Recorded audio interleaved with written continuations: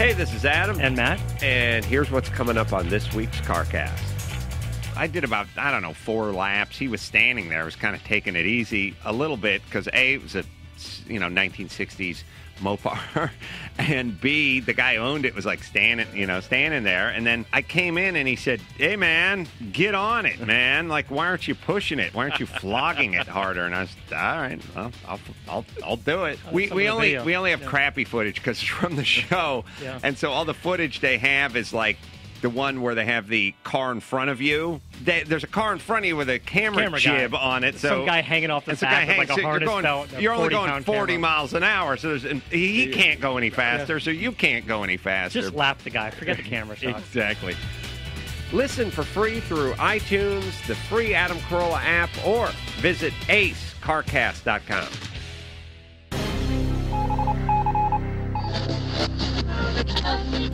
You're listening to the Ace Broadcasting Network. Alison Rosen is your new best friend. Alison, with her the good times never end.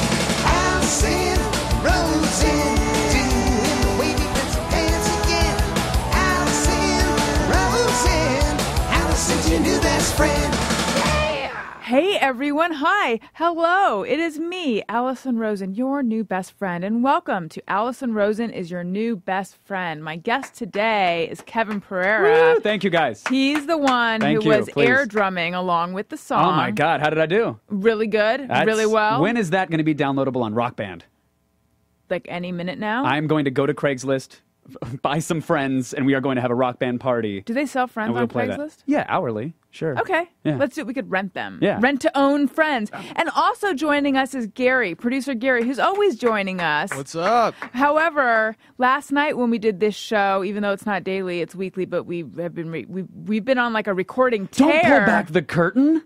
Don't shatter that fourth wall. Oh, I have already. This is live for everybody now. I'm like the person, I opened up the curtain and then I came out and I took a crap in front of it. Oh, that's my thing. That's nice. Yeah. You could have done that behind the curtain and then opened it up to reveal the steaming dump, but that's... Maybe I like that pageantry, that scatological pageantry. I know. See, that's why you're where you are. I don't mean to be a stage mom about defecation, but I know. I take it very seriously. I felt a little bit like you were getting too involved when you were standing there pantomiming, like, doing the whole, yeah, I want you to know, because you got to sell it. I know what the move is. But you weren't bending the knees enough. You really got to make it seem like your whole body is involved in the movement. You're right. I looked like I was sort of like doing a camping. Someone didn't have their go-go juice. Honey Boo Boo Child. Yeah. What is that, Toddlers and Tiaras? Oh my God, the it's worst. Awful. The worst, best thing ever. I know. So anyway, sorry. Yeah. No, it's okay. I just want to explain to the listeners that I'm encouraging Gary to chime in more, although he can't hear me right now because he's handling phone stuff. He can too. He can. Okay. There he goes. Yeah. So he feels weird about inserting his voice into the show. Well, I think that was enough for this episode. Thanks, Gary. Thank you. That was I could have done with a little less, actually. I'm not going to disagree with you. I know. Is he taking a crap behind a curtain? What's going on back there? Look, you've cracked him up. It's fun to make Gary laugh. So anyway, we've got a packed show for everyone. We're going to do some talking with Kevin. We're going to find out all about him, including more stuff about relationships. Ooh, yes. We may do the topic sombrero. We're going to do just me or everyone. We're going to take some of your calls. We're going to talk about an array of other things. And I have to tell you guys that I'm very excited that we're going to do a segment called Things You Never Hear People Say, which is, so I used to do a show called Alison Rosen is Your New Best Friend, which is the name of this show. I used to do a version of this show on Ustream, and this is a segment that I used to do when I did the show on Ustream and when I lived in New York, and Alfred Schulz would call in or would come by and we'd do the segment. And we're bringing it into the now, onto this podcast. That sounded like that was an intro music cue. Like, we're bringing it now. Oh, yeah, no. I meant it more like... You never hear people say. I meant more like we're bringing it into the now, like in 20 seconds after that. Oh, Go, Gary!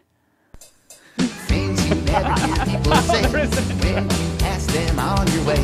As you go throughout the days, things you never hear people say. Alfred? Yes. Hello. How you doing? I'm good. I'm so excited to hear your voice and to have you on my show again. Yeah, I'm pumped to be here. So you're talking to me and you're talking to Kevin Pereira of G4's Attack of the Show. Hello, Alfred. How's it going, Kevin? Going very well, thank you. So awesome. Alfred not only is a cataloger of things you never hear people say, Constantly. but he's a producer over at. It's okay to talk about what your job is, yes? Absolutely not. Yes, of course. At Sirius on Pete Dominic's show. Which is, what's it Stand Up called? with Pete Dominic at Sirius XM. How's that going? Is your life better than Awful. it was when? Just awful. Miserable. Really don't want to talk about it. No, it's going great. It's mainly politics, but Pete is a contributor at CNN, and he also works on the Colbert Report. And, we talk politics and try to have a little bit of fun along the way. Well, that's beautiful. And for people who are Red Eye fans, Alfred is the brother of Bill Schulz, who's on Red Eye. That's right. I live in the huge shadow of Bill Schulz and Pete Dominic. You could be trivia on his IMDb page, though. That's something. That is something. I feel like Bill's shadow would be kind of small, actually. They both are kind of diminutive people, so it's not... I'm still getting a little bit of tan in this shade, but it's not too bad. Good. So, do you have some things you never hear people say for us? I guess, although you kind of... I like lowering any expectations, because you said I catalog them, which is not exactly the case. I'm a little rusty, and of course that's my way of just making excuses if these aren't funny at all. I mean, we don't have to do it if you don't want to. All right, well then I guess I'll see you guys later. later. Good talking to you. Bye. Pleasure to meet you. Cue that theme song, and here we go. No, let's do them now. Cool. Yeah. Okay. I know that when we used to do the Ustream show, we play the song in between every single thing, but I think that we should just play it one more time, and then we're just gonna let you just run with it. Just go. Yeah. Okay. So let's hear the song again though, because I do love the song. Okay, it's a wonderful song. Things you never hear people say when you ask them on your way. As you go throughout the days, things you never hear people say. Okay, hit it. Oddly, I think that's a Dylan cover. All right. All right, here we go. That bagel place put just the right amount of cream cheese on my bagel. De Niro gets better with age. Oh. President Obama is a Muslim, but you know what? I'm totally cool with that. That Russian guy smelled great. MySpace me. Oh. And this is the last one I did. My favorite form of birth control is the female condom. Those are great. See, you're not rusty at all, Alfred. Thank you. I appreciate it.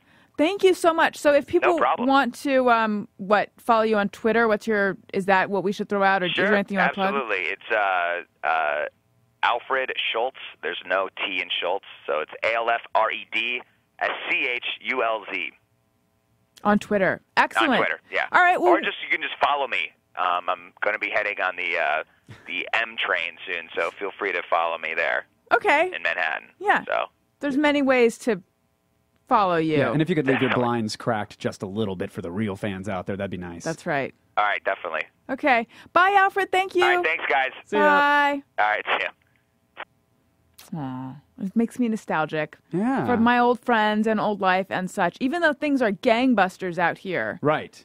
Now, Well, when are you going to fly them on out or have them on out? Or I know. the A next long step? time ago, when I first moved out here, or back out here from New York, it was like, what are we going to do about the show?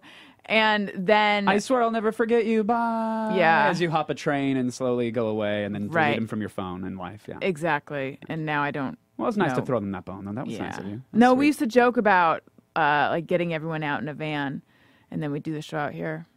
That was, I that knew was we the would- aspiration. Was like one of these days, man, we're gonna get a van. Yeah. we're gonna get a sweet windowless van. We're all gonna drive around, and we're gonna have a podcast. Yeah, exactly. See, we thought small. But here you are. With none of that. Let's go get a van. Okay. Let's go to Hertz. We'll pay an extra $3 for the insurance and then just trash it. I wouldn't even want a van. That's the thing. no. I feel like there's no... We were talking earlier about cars. Yes. There's probably very little enjoyment driving a van. No, there's not. Like people who drive vans want to be able to rape on a whim. Sure. They want to be able to It's move convenient. stuff. Yeah. Why else would someone have a van? Yeah, I don't know. Other than just to get awkward stares when you park it next to a playground. Right. For hours at a time. Right. Yeah, I that's mean, I about guess it. a news van, like for equipment, you might need it. Because you could be, you know what? This is what you should do if you want to be a creep. Get a news van, and then you can park wherever you want. Right. And people will just think, ooh, there's something going on there, when really it's just you beating off in there. Right. And using the satellite dish to hopefully broadcast that imagery across the country. Exactly. So, also before the show, we were talking about your girlfriend's small dog. Yes. And that's not a euphemism. She has a wiener dog. A dachshund. I hate those things. Why? I thought you liked small dogs. I thought they were bred as a joke. I like the size of a small dog. I don't like the wiener dog in particular. They just make no sense to me. They seem like a geneticist and a mad scientist teamed up to create a dog that has no purpose other than to whine. That's all it is to me. But also, it's a little whining rat named Mrs. Pennyapple, who Mrs. is Mrs. So Pennyapple. she's married. It's a she. Yeah. I think it's a Family Guy reference. Okay. And the other morning, taking her out at about 6 a.m., she decides this is the morning she's going to be the asshole that I know she is and tear off down the street. Oh. So me, in my boxers, running down the street, screaming, Mrs. Pennyapple!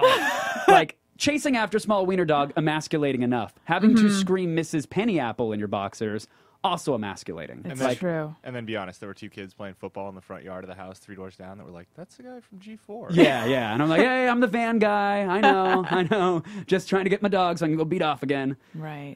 It was awkward to say the least. And what made it even worse was that she knew clearly I was upset. She was about to run into oncoming traffic. And I was doing the Penny, get back here, the kind of like the way a mother yells at her child at a like checkout there's no messing around. You're at not this getting point. a lollipop. Now get over here. Yeah. And so I'm yelling at her, and she's clearly sensing I am not happy with her, so she's cowering away. So I had to fake as if I had a treat in my hand for her and say, oh, no, just Miss Pennyapple. Oh, and then she goes, oh, great, I'm being rewarded. And then I had to snatch her up, and I just felt like such an asshole. Yeah. At 6 a.m. in my boxers, screaming at a dog, then pretending I have a treat when really I'm grabbing her by the scruff and throwing her back into the van. Did she Very seem frustrating. Very frustrating. Did she seem shocked by the niceness and then the anger so the fast? The turn of events was crazy. That's crazy making for a dog. But my girlfriend is insane for a myriad of reasons. But one of them is that she's kind of trained her dog. I guess now it's our dog. Gross. I don't like the way that sounded. Which part of that did you not like? Our dog. I don't like that. I'm not a fan of that. All right. We're just going to roll that. We're going to cut that out of the podcast, right? Sure. 3, 2. So my girlfriend has this dog, and she's trained it to look pathetic. Because the dog will whine to try to get attention, but the moment she makes like sad, pouty eyes or kind of lowers her head down, then she goes, oh, look at you, you're so adorable, and gives her the attention that she wants. Yeah, so she's encouraging. And she perpetually looks emo. She looks like she's a Linkin Park song away from cutting herself if she had thumbs to hold the blade. And it's so frustrating because people think like we're terrible dog owners because this dog constantly looks sad. Right. It's really tragic.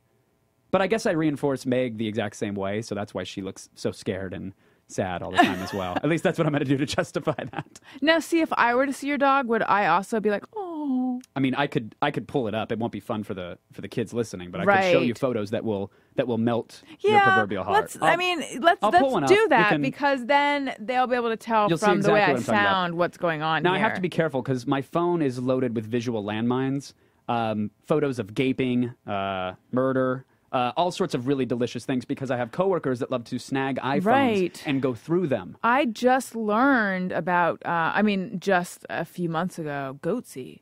Oh, wow. I know. I'm late to that What about one. have you been welcome to the lemon party yet?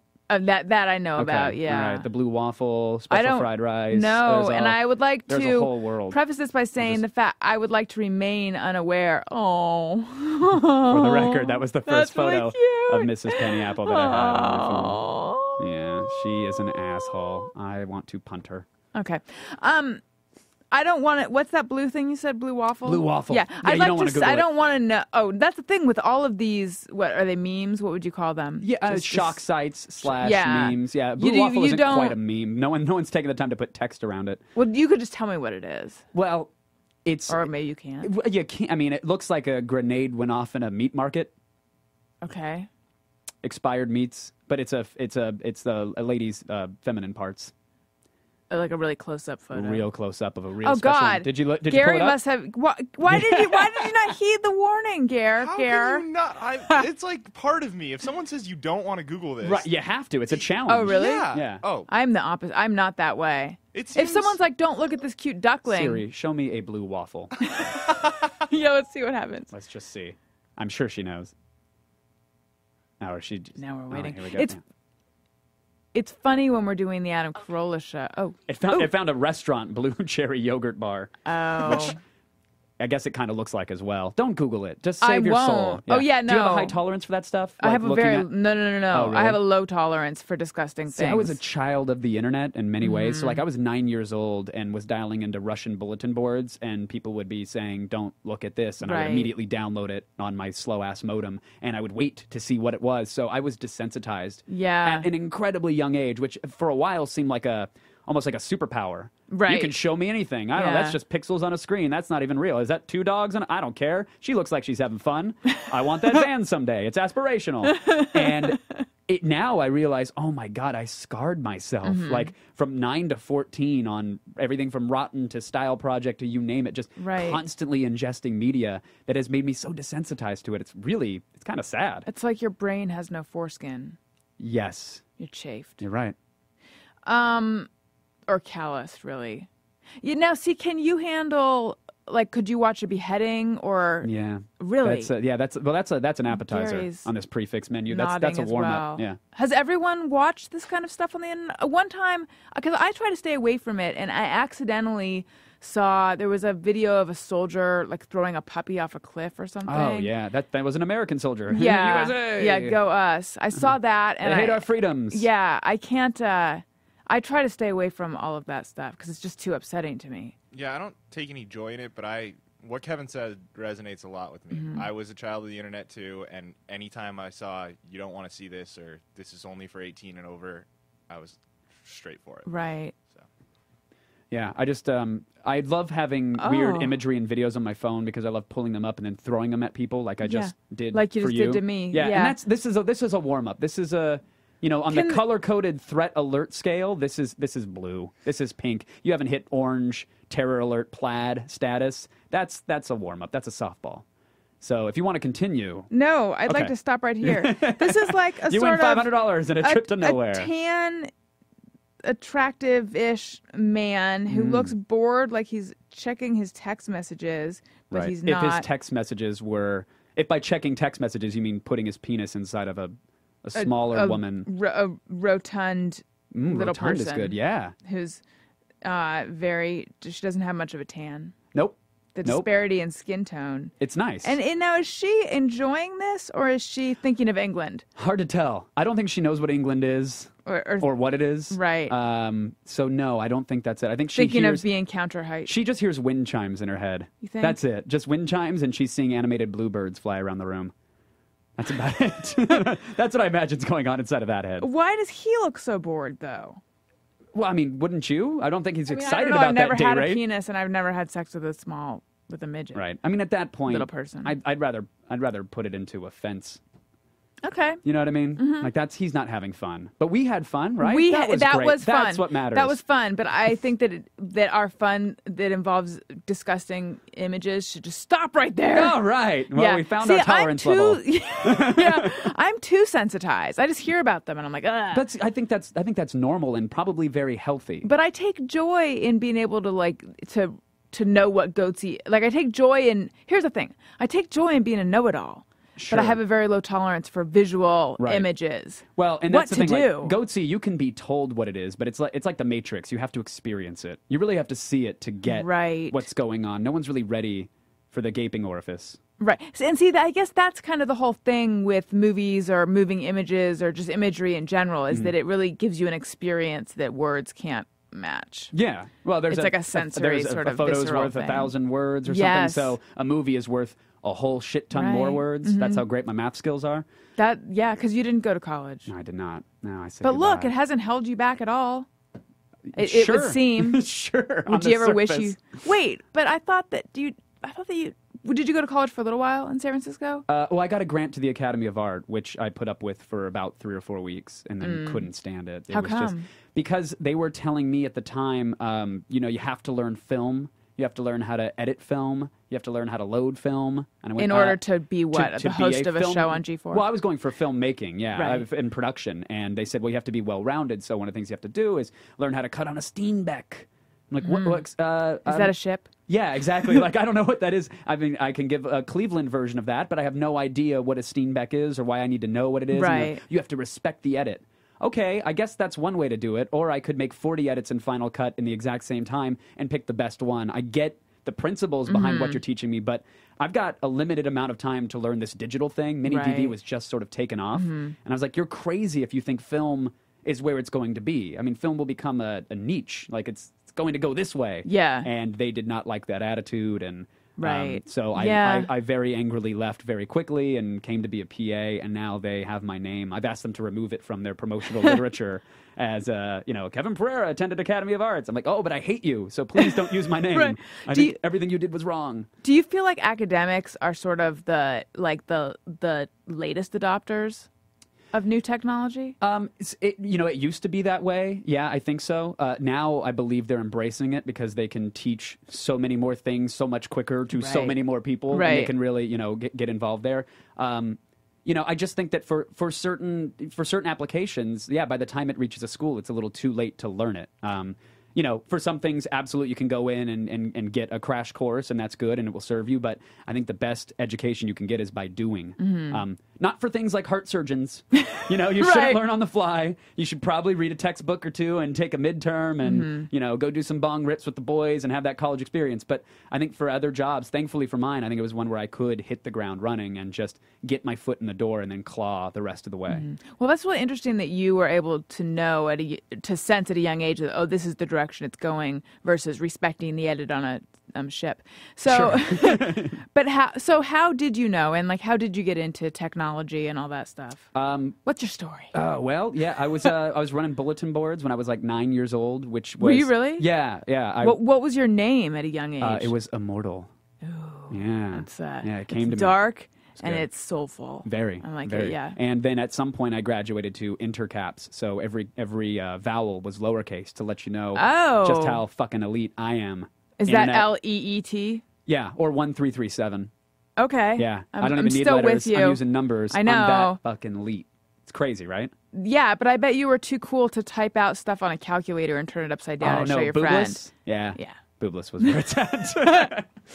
But no, That's right. I ran these bulletin boards where, this was back when the internet really was. I mean, it was kind This of is when there. people didn't know what that was. But yeah, it really didn't It was exist, and- just the province of dorks. Oh, exclusively, yeah. And especially the bulletin board scene, because you had to have a real knowledge just to get a modem to dial out and connect to somebody else's computer. Right. Required. Yeah, and it had that strings and cat commands. being sodomized sound to it. Oh, plus yeah, someone playing ping Yeah, pong. it sounded like a robot being raped in a garbage disposal.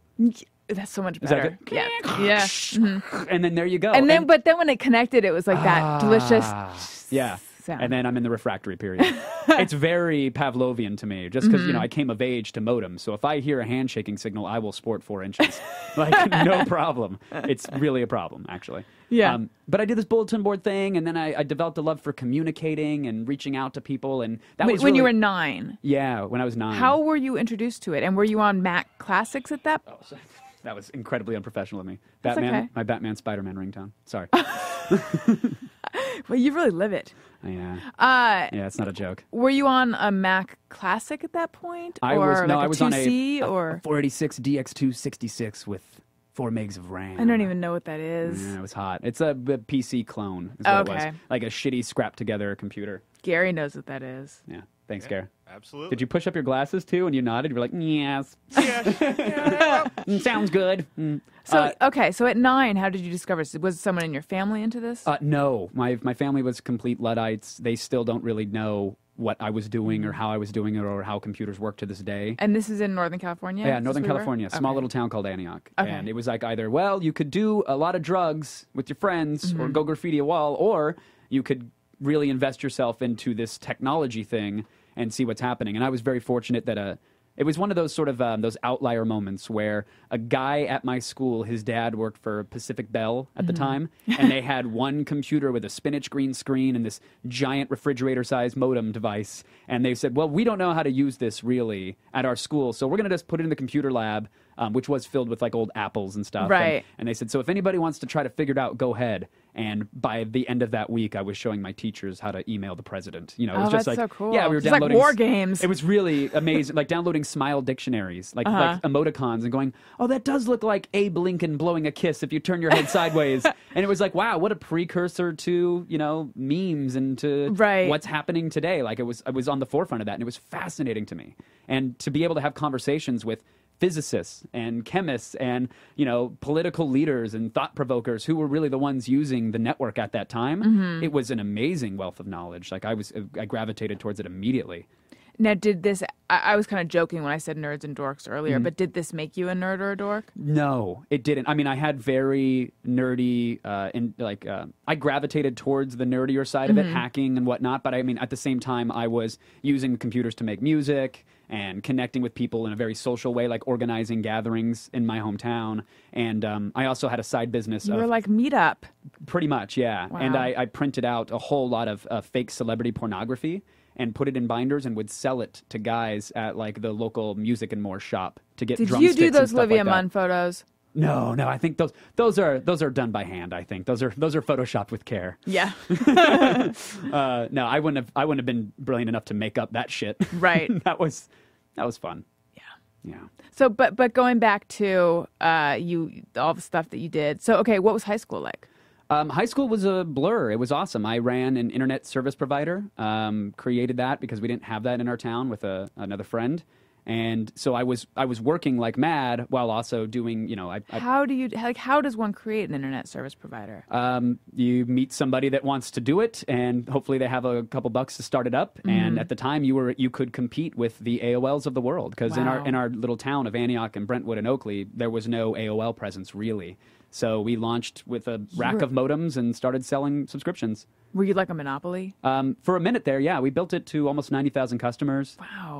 But I had a sweet gig. How many people were involved in this? Not that many, actually. Because didn't you need people who could handle service calls and things? Yeah, I mean, we had a couple technicians that could go out. I myself would be up at 3 a.m. on a Friday trying to make phone calls to moms who couldn't connect to the internet. This is when you were in high school. Yeah. That's amazing. Yeah, That's really cool. Does everyone know about ride. this? I think some people do. I refuse to believe anybody cares, so I appreciate you asking. Okay, it's fun 'cause to I care. Well, it's fun to talk about it. Okay, good. It really is it was a wild ride. I didn't recognize it at the time that this was weird. Yeah. Not the norm. It was just like, well, this is what I'm doing. And I have my little nerdy thing going on here that's a business. I'm making little web shows over there because I had all this bandwidth at the time when internet video was really expensive.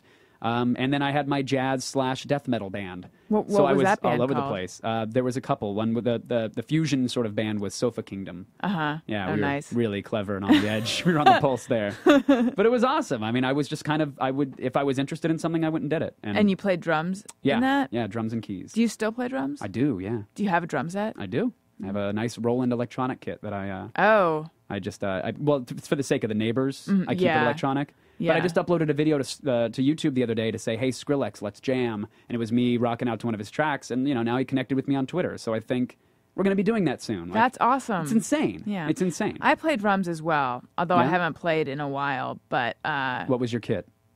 Oh, it was just an old Yamaha. That's all right. 5-piece, 7-piece? 5-piece. You didn't have the giant 40-piece where you're surrounded in I a did not have the globe? rack mount. Yeah, a sphere, a Neil Peart sphere with symbols everywhere. Exactly. You No, look like a Guitar Center threw up on you.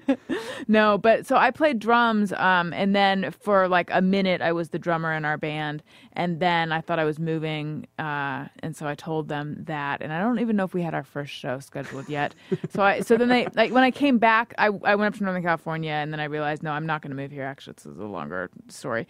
It's like one of those hiccups in your life where like, oh, it could have gone that way, Really but it didn't. Yep. Yeah. So then I came back, and they had a drummer who was much better than I ever was. That bitch, or was it a dude? It was a dude. Yeah. That asshole. No, it's okay though, because He's here's cool. the thing. He's a good guy. He's a good guy. And I'm trying to back you up here. Do I want to hate him or love him? You can love him love him. because they knew that I played guitar as well. So then I became the guitarist in the band. look at that. And it was so much better because there's so much less equipment you have to carry around to shows. The drums are the fucking worst. I like to just, if there's a kit somewhere, I like to just go play it, but I don't want to have to be responsible for it. I've been trying to get them to bring a drum set into here. You should. I know, but there's these fucking cars everywhere. Well, even a little roll-in kit, it's nice and tiny. You tuck it away, a little electronic kit. You know, we need that. You need that. You we absolutely need that. Yes, I know. and it's drums. It's not like you're putting a harpsichord in here. You can have drums in cars. Right. You know, it's a manly instrument. Yeah, it really is. No, it's true. Okay. You're right. I mean, I'm not like, let's bring in a piccolo. Right. Mm-hmm. Okay, so the name of your band was Sofa Kingdom. Yeah. But what was the name of your ISP provider? East County Internet Services, ECIS. It's not very sexy. No, it wasn't at all. It wasn't my idea. So then what happened? Okay, But so it that's worked, high though. school. It was in the name. Right. You knew it. So were you making a ton of money? Nah, not a ton. It I wasn't. feel like I'm asking Adam questions now. See, I feel okay. I'm gonna pull back the curtain a little more. Oh, here we go. Curtain a little more. Oh, who took a steaming shit That was behind me. that curtain? It was me. Oh, you yeah, sold it. But look at my I did a good like a round off at the end. Yeah, a gymnast. I'm sticking the landing. Yeah, you stuck. So if there's a certain type of question as an interviewer that I veer towards, it's questions about sex. Okay. And if there's a certain type of question that Adam... It's money and... It's money. Okay. Yeah. So that's why I'm saying I'm asking an Adam question. Got it. Mm-hmm. Got it. Oh, are you still asking the question or are Yeah, you retracting the question? Oh, like the secret? I'm drawing it towards me. No. Yeah, because it seemed like it was like, no. That question, boom, we're shooting that out of the sky. We don't want the answer to that. But No, I do. Yeah. I just had to back up a little bit and ruin any sort of momentum that we had. No, good. Well, that's Were you making a shattered. ton of money in high school with your I'm Monopoly? sorry, I'm staring off into the ceiling now. No, you know what? I did great for a high school kid. I had a really sweet job. I was able to get the sweet Firebird with the T-tops and put enough street glow in it that I looked like a retarded Christmas tree whenever I turned on music. That's so cool. That's so much better than my job as a greeter at Sam Goody. Yeah. Hi, welcome to. Hi, thank you for. Hi, welcome. That's why I didn't do very well. What genre of music would you like today? We have ska. Bye, thank you for shopping at. Bye, thank because no one, No one would. No, if someone's charitable, But they would they'll hit be like, on you, right? bye. Like. No, didn't they hit you? I wasn't very cute in high school. So wait, are you now super courteous to greeters? Like if you walk into a store, Do they have greeters in stores anymore? She refuses to shop anywhere that employs a greeter. Thank you. Yeah. I don't know. My sister used to do the same thing. She was a greeter, and she used to complain about it so much that if I go into a store and somebody's like, "Hi, welcome to Aaron Brothers," like I make it a point to stop, look them in the eye, and be like, "Hi, thank you," and then Your move frame on with my superstore? life. Yeah. What's up? I got art. What's up? Do you frame your things? I've been on a bit of an art kick lately. Oh my God, you're like a lot of real shit Aaron lately. brother. Yeah. I framed like 6 things in the last 3 weeks. Oh, look at you. Sweet. I would like to know what happened to the Thomas Brothers, of the Thomas Brothers map guide thing. And then one day I was they like, had their wait, guide they're and that was not it. TomTom, are they? But I don't think they are. No. It'd be neat if they were. No, they're not. I like to believe that they're still making Thomas guides somewhere by hand and On hand Mars. binding them. Like, nobody cares collector's about us edition. anymore. They'll Right. see when their Right. dang internet goes down and their satellites stop orbiting. They'll wish they were a Thomas Right. brother. There are people who insist on using typewriters nowadays. And it's like, you're making your life so much more Yeah, but complicated. they're- But maybe there's people who insist on actually using maps Thomas straight guide. from a Yeah. cartographer. Well, I had a friend call the other day, and they're now an ex-friend because of this phone call. I was having a party, and they called. I was like, "Hey, man, how do you get to your place?" Oh, and I'm like, "Well, God. are Oh, you come in the on. car right now?" No, I'm at home. You're What? at home. Yeah. And you're probably calling me through Skype right now on your computer. Fucking ask the internet. Yeah. What are you wasting my breath for, you son of a bitch? Go greet somebody. I know. I looked down at him. I spat in his eye when he got What there. did you really say? No, I did. I was like, well, you got to take the 170 and get off at the. I told him the exits, but I'm like, literally, when you got there, I was like, Yeah. dude, Google. Like, what are you talking about? Oh, I know, man. I just figure, sometimes. What did you know? What did you figure? Like, I live out in the country. Right. I live next to a Jamba Juice. I'm Yeah. not that hard to find. Turn like, it's, left at the cow. Right, exactly. If you pass the Thomas brothers making their guides, you've gone too far. Watch out for the news van. They'll rape you. Yeah. When I give people directions to places, I always feel like I don't feel like I need to be doing this. Do you feel like something's being powered by steam behind you and it's black and white? Is that what you feel when you're giving directions? Yeah, I feel like at this point, everyone can just find it on their phone or their GPS thing. Yes. And how wonderful that is, because I have a terrible sense of direction. And in the old days, hang on, I have to take a sip of something because I might be choking on my own spit. Beverage break brought to you by... I'm doing a beverage break Safeway dance. Wild Cherry. I feel like of all the cool I drinks... was not the singer in the band. I feel like of all the cool drinks that I could be drinking right now, this is not it. But I enjoy the sparkling water beverages. I'm sure it's delicious They seltzer. have, they have 0 calories and tons of flavor and bubbles. Safeway Wild Cherry. That was nice. Anyway, in the old days when I wanted to go somewhere, I had to spend a lot of time figuring out how to get there and then writing it all out. Right. Whereas now, I just, use my GPS thing, and Set it most and of the forget time, it. that's right. I went to Exactly. New York and and I've even done it in Tokyo, where you get out and it's like, oh, I want to get here. Oh, great, it's telling me exactly what subway to step on. I can just shake my phone around to recalibrate a compass, and it'll actually tell me which way I'm facing, so I don't even have to look up. Right. This is great. I'm exploring a city without actually looking at or being really present in a city. Yeah, well, sometimes I explore driving without actually looking at the road, my God. and that's bad. It's so bad. I have a new rule, though. I don't tweet if I'm going over 35. I think that's I think it's a pretty safe rule. That's pretty good. I got really bad with that for a minute, and all kidding aside, I don't do that anymore. But I was really bad with it to the point where you'd be like, oh, I got a new text message. Okay, what's this? And oh, I'm home.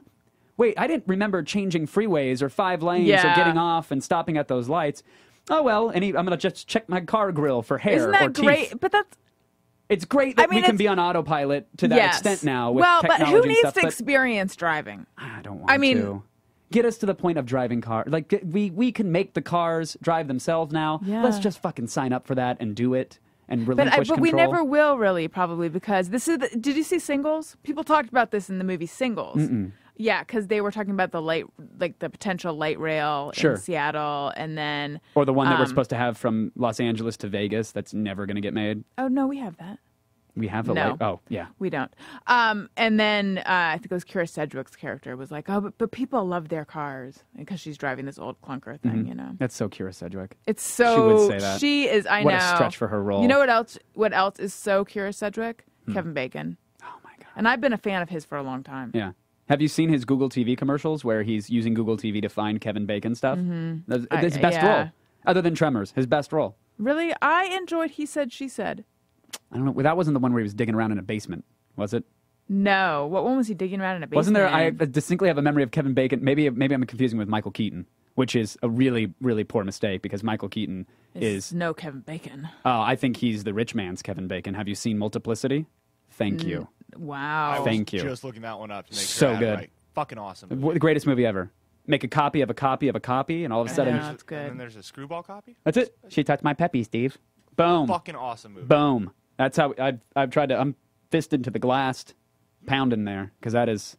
Can't. That's so I something can't sorry. else argue you don't with want to you. Google. Fisting to the glass. Yeah. All right, I can't argue with you Philistines with no appreciation of romantic comedies. Like He Said, She Said. It was good. Is Bringing On a romantic comedy? Because I can quote that entire damn movie. Oh, it's That's- already been brought.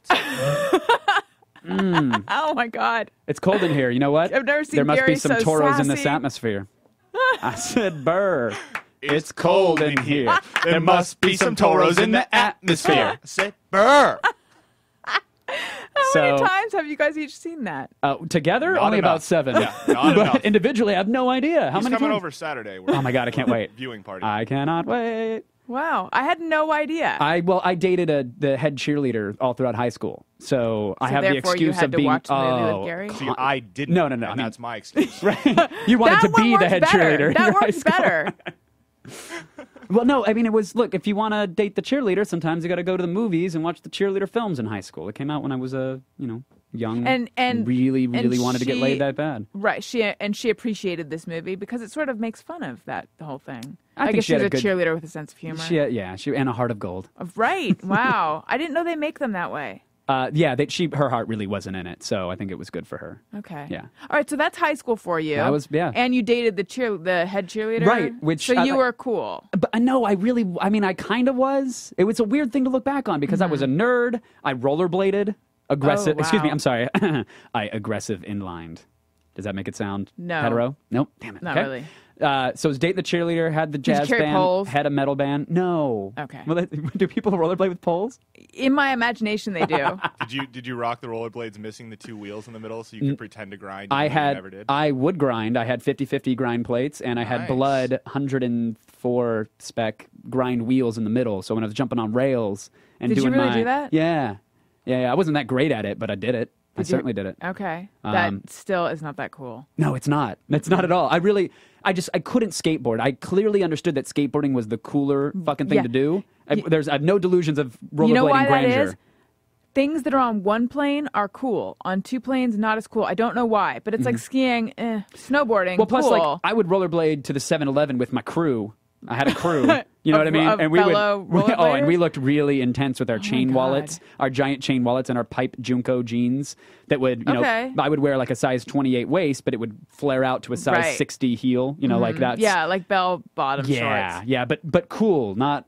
Right. Not as lame I feel as like that what you sounds. said made it sound lame. Right, yeah, but I feel like I'm what sorry. I'm describing is fucking cool. Sometimes my tone of voice suggests, like, sounds condescending, but I don't mean it. It's just. Okay, good. As long as you didn't mean it. That's good. We would rollerblade on down to the 7-Eleven and go get our fucking Slurpee on because that's what you do. Right. And you're uncool when you're sitting on the curb outside of a 7-Eleven taking off your rollerblades so that you can walk into a 7-Eleven and get a fucking Slurpee. Yeah. If you're on a skateboard, you throw the board aside and you're on you your just feet. do that flippy thing. You're good to go. Yeah. Yeah. And I can't balance on one. So it's actually a painful subject. It really is. I would have rather. Do you skateboard. still aggressive inline skate? Nah, it's been a long while. Okay. I think I did some ice skating in Central Park. That's the closest I've gotten to being back in rollerblade mode. In all my years of living in New York, I never went ice skating, and that's something I regret actually, because I like ice skating. I even had my own skates. It was the only cool thing when I was a kid. Oh, okay. I never had my own. Not that having my own bowling ball would have been cool, but I never had my own bowling ball. I never had my own horse. I never had. Wait, hold on. How does that come into the conversation of bowling ball? That's like a $90 object, like horse. Well, I did a little. Acres and acres for a bowling ball riding. ranch. Everybody knows that. You grew up where I grew up. I didn't know a single person with a horse. Did you? Yes. Really? Yeah, people whose parents love them more than mine, and were willing to spend all that fucking money to like board and tack a horse and rent a horse and whatever it is you do with a horse. Yeah, so I never had a horse, but I did have ice skates. But then you knew exactly how proud your parents weren't of you. Exactly. You knew how disappointing you were because you didn't have a horse. It gave me a real clear indication of how far they weren't willing Sent a good to message. go. Yeah. Did you have parents that would buy your love, or were they actually No, like loving and wish. affectionate? Are those the only options? There could be a column A, column B thing going on. I don't know. I had parents who definitely went out of their way not to buy my love. Like they really felt like, and I grew up in Orange County, where I went to a high school where it was just sort of standard that you'd get a BMW for your birthday or a Mercedes, or it's just pretty disgusting. Gary's from the same area and he's nodding. And my parents just felt like that was not at all the way they wanted to raise my sister and me. So there was really never anything handed to us. So you weren't like a super sweet 16 kind of girl. You didn't get to get mad that they got you the Beamer instead of the Mercedes. No, I got to get mad. You got the Honda Accord.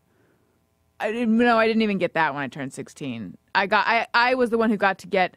I was mad because I didn't get a car, and I realize now that there's something messed up that I felt like Your I sense was of entitled entitlement? to a car. But my mom let me borrow hers, but she put all these rules, like I couldn't go on the freeway or I couldn't go drive on Balboa Island, and that really felt like. And don't you dare fucking touch her radio presets, or you're gonna get the belt. I wasn't allowed to listen to music what? either. It'll It was distract like Footloose. Yeah, because it would distract me. Is actually what it was. But I remember one time she got into the car, and like the mileage was much higher than it should have been, and I think Aerosmith was blaring because I'd forgotten to turn it off or something. But anyway, yeah, no, I was really upset that I didn't get a car, and I was upset that I there were always limits put on where I could take her car. And of course, in retrospect, it's like that was really nice of her to let me use her car. And I feel like such an asshole that I didn't Well, I was 16 though. Yeah, what 16-year-old can really respect those kind of things? To be fair, like everything you said, like it sounds like you were a fucking asshole. So I don't know if you've had that conversation with your parents to apologize for the person you were and probably still are, but oh yeah, I know I am. Yeah, I mean I've grown up a little bit, but it's still. Of course, you had a sense of entitlement, though. Of course you did. Everybody around you, they do, right. and of course they want. And everybody around you was getting Beamers and Mercedes or Mercedes. Mercedes. You know? Exactly. Thank you. So of course you felt that way. But you probably are very secure and feel loved by your folks and family? Yeah, I do. Yeah, I mean, Those are positive side effects of having that upbringing. Yeah. I've talked before. I don't have I didn't have like the rosiest upbringing, but and so I mean, I definitely have issues with my parents and stuff. But today I'm close with them. So, yeah. Are they assholes? Do I want to like them or hate them? Are they like that drummer? You can like them. That drummer that took your throne? That asshole? Ugh. You can like them. Okay, I like them. They're yeah. nice people. In fact, Gary's met them. My mom is I didn't know you guys were at that level already. Very nice. Gary, how was it? Her mom is a news tremendous mom. woman. The news mom. The news mom, they call her. Yeah, well, because, I'm the news girl on the Adam Carolla show. Yes. And so I hate that I bring this up on every show, but I have to do it again. Ask me how much money I make. This is a drinking game from now on. Whenever Allison brings I brought this shots. I brought the shot glasses. I know. I brought shots. I brought glasses to pour alcohol into, but that's about it. But you have to understand. Okay, so I had surgery in December, and you have to understand though, I had never ever, except for oral surgery, I'd never had surgery before. I'm not the kind of person who always has some medical thing. I never have a medical. Like I've never missed a day of work at this job. Other jobs that I enjoyed less, maybe I missed some. But anyway, like I'm not the person who's always like, complaining. But so anyway, but however, I do seem to bring this up on every show.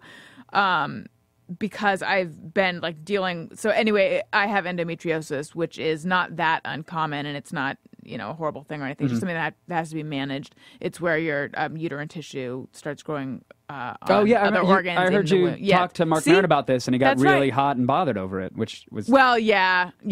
But so anyway, after the surgery, I had work. It was over the break, the holiday break, and then I had work 6 days later, which really was before I should have been gone back. Like, right. Yeah. So my mom drove me, and so that's when they started calling her news mom. And I have to say, I like being an adult, but it was nice having my mom drive me to work and then wait here, and like I'd come out and she'd be like, "Do you need a painkiller?" I'd be like, "Yes." Oh my god! I wish my mom gave me painkillers. I know. And then because she didn't want me to drive, she'd drive me home, And what were you taking? Vicodin. You still got them?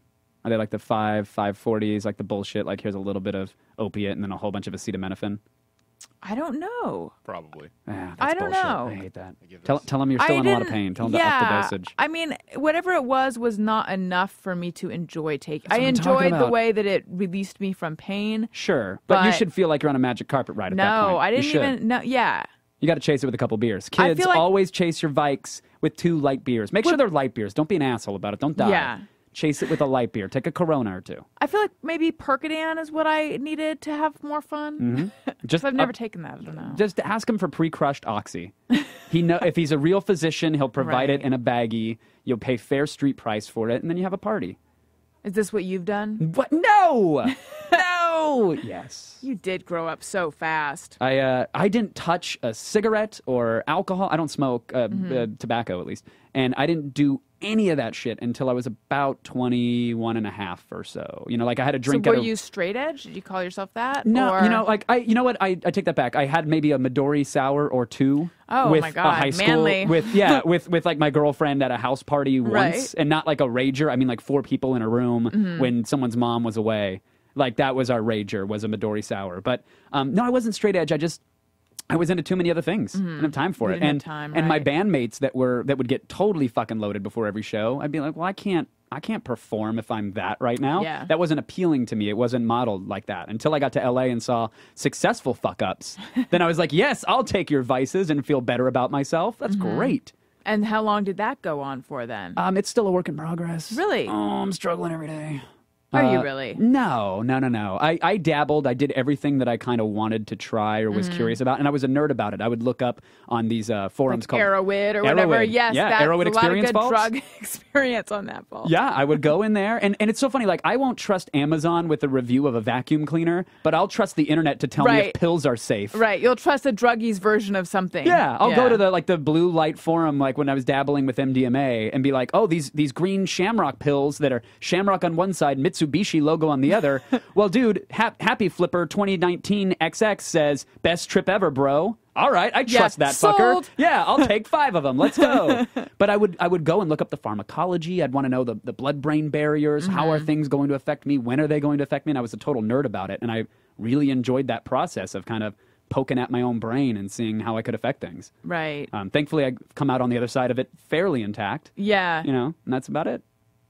Yeah, see, I've never done acid or mushrooms or anything like that. Just scares me because you have I'm a fear of relinquishing control. Yes, yeah, that's exactly what it is. That's the most common thing. Yeah, and you shouldn't I'm do just it if that's afraid. The case. Well, and plus, I feel like at this point, like I'm too like there was a window for doing true. that. That's not true. I disagree with that. Okay. I mean, maybe, but still. I mean, like from some people, yeah. I get that you have a responsibility, you know. So like, you can't be completely fucked up and not be present for a week, and so I totally understand that. But if you're concerned about, now I sound like a fucking enabler. I don't, you shouldn't do it if you're concerned about losing control. But I highly recommend, if people are interested in dabbling, that they dabble in the safest way they can and experiment. See, my concern would be the bad trip or the like going insane and never coming back. Sure. And I know I don't know that that's even really a real thing that happens anymore. I think that, insane people have done acid before, and whether or not that catalyzes, that's like the catalyst for their spiral into insanity or not, like, I think you can come back. I think you'll come back from a journey and be okay, But what if I didn't? Wouldn't you feel bad? No, I mean, you'd be a fucking druggie. I'd be like, we all knew she had that in her, and I'd laugh as your mom was driving you around to your meetings. Well, there's news, mom, and her acid tripping daughter. What a failure. Oh, no. Thank you. Yeah, but what have you dabbled with then? Because you said so. Hallucinogens. No, that's a no for you. Right. Just pot and Coke. Yeah. Yeah. What was your take on the Coke? Oh, it was too delightful. Right. Yeah, it was. It's because I don't do anything anymore. Like I barely ever even drink. And with Coke, I think that I had so many fears beforehand because I had read Sweet Valley High, and in, I forget which book, I think like the 4th one, Regina Morrow, I think that's her name, does Coke once and her heart stops. I had no idea Sweet Valley High was dabbling into cocaine abuse. It was. And it was very heavy-handed with its message. Wow. You don't want to be like I wasn't Regina. expecting anal rape and Goosebumps, but when that happened, I was like, "Holy shit, R.L. Stein!" No, it's very, You're into very some ahead of his crazy time. stuff. Yeah.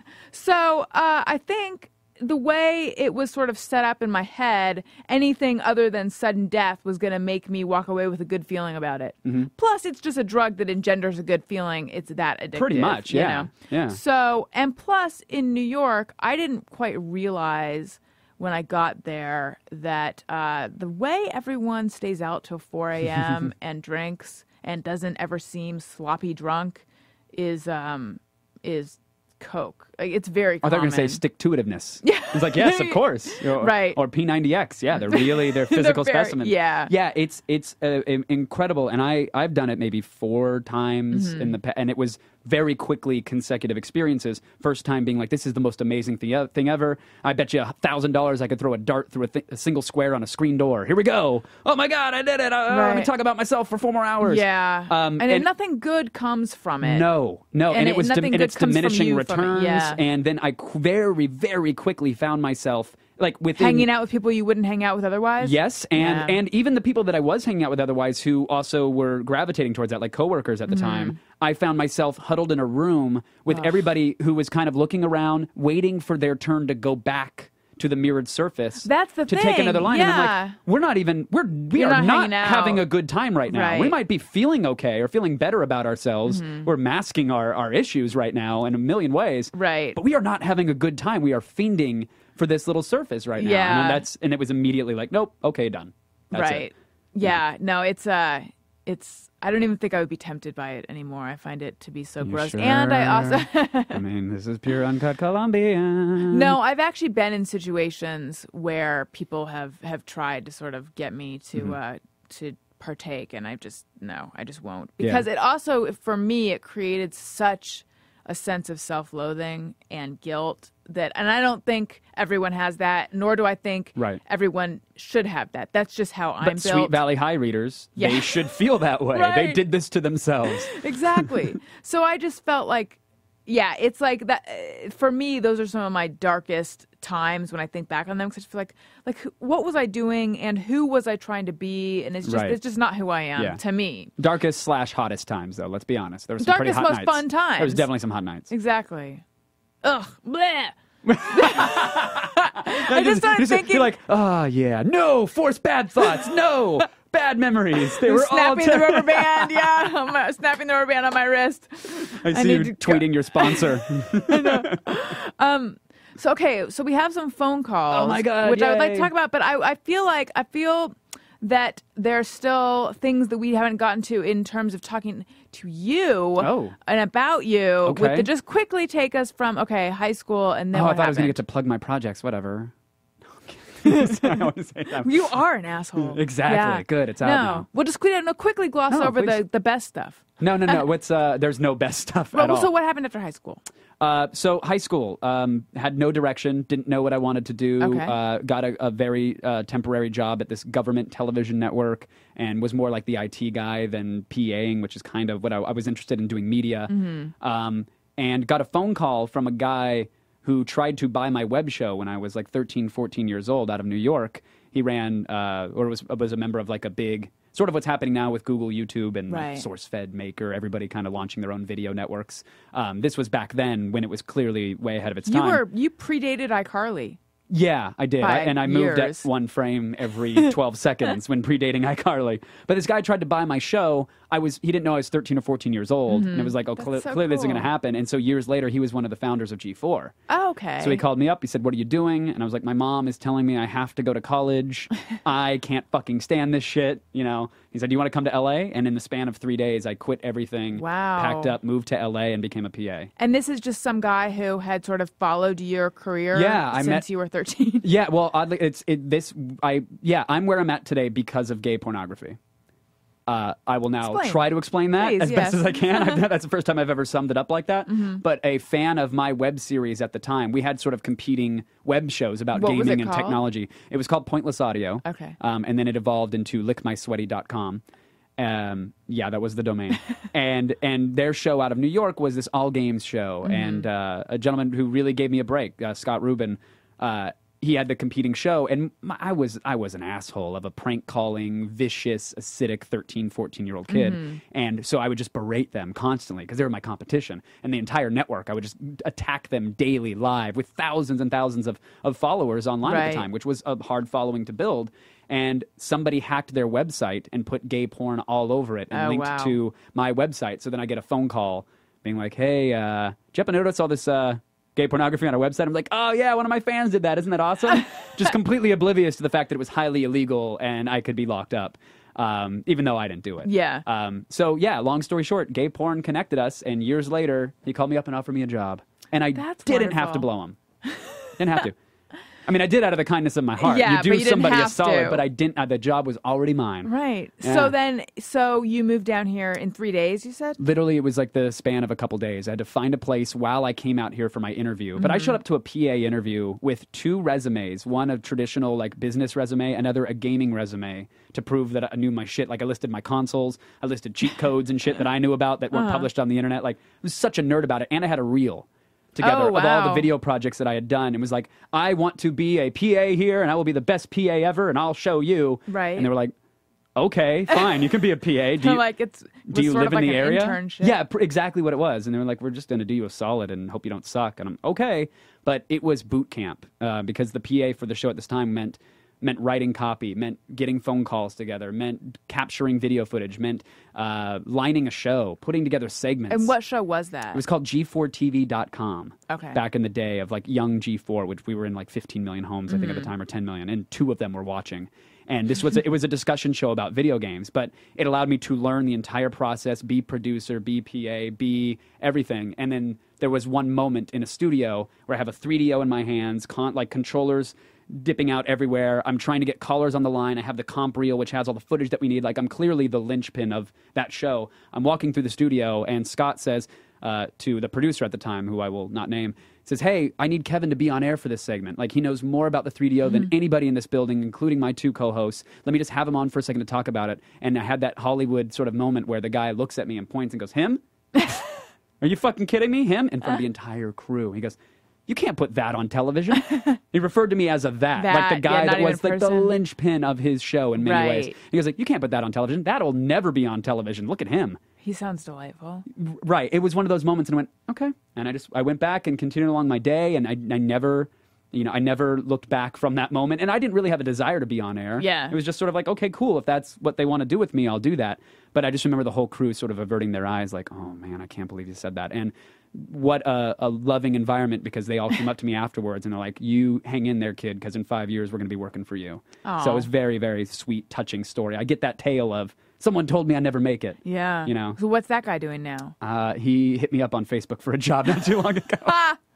So then it was 5 years after that, though, that you were no, on actually air, or faster? 6 months after that. I was still being paid and treated as a PA, but they needed somebody to provide color commentary for a competitive gaming show. So I tried out, and they're like, can you read a teleprompter? Yeah, sure. I barely knew what one was. Yeah. They're like, oh, can you, interview people and toss to packages? I'm like, I package away. I will toss to anything. I'll catch too, whatever you want.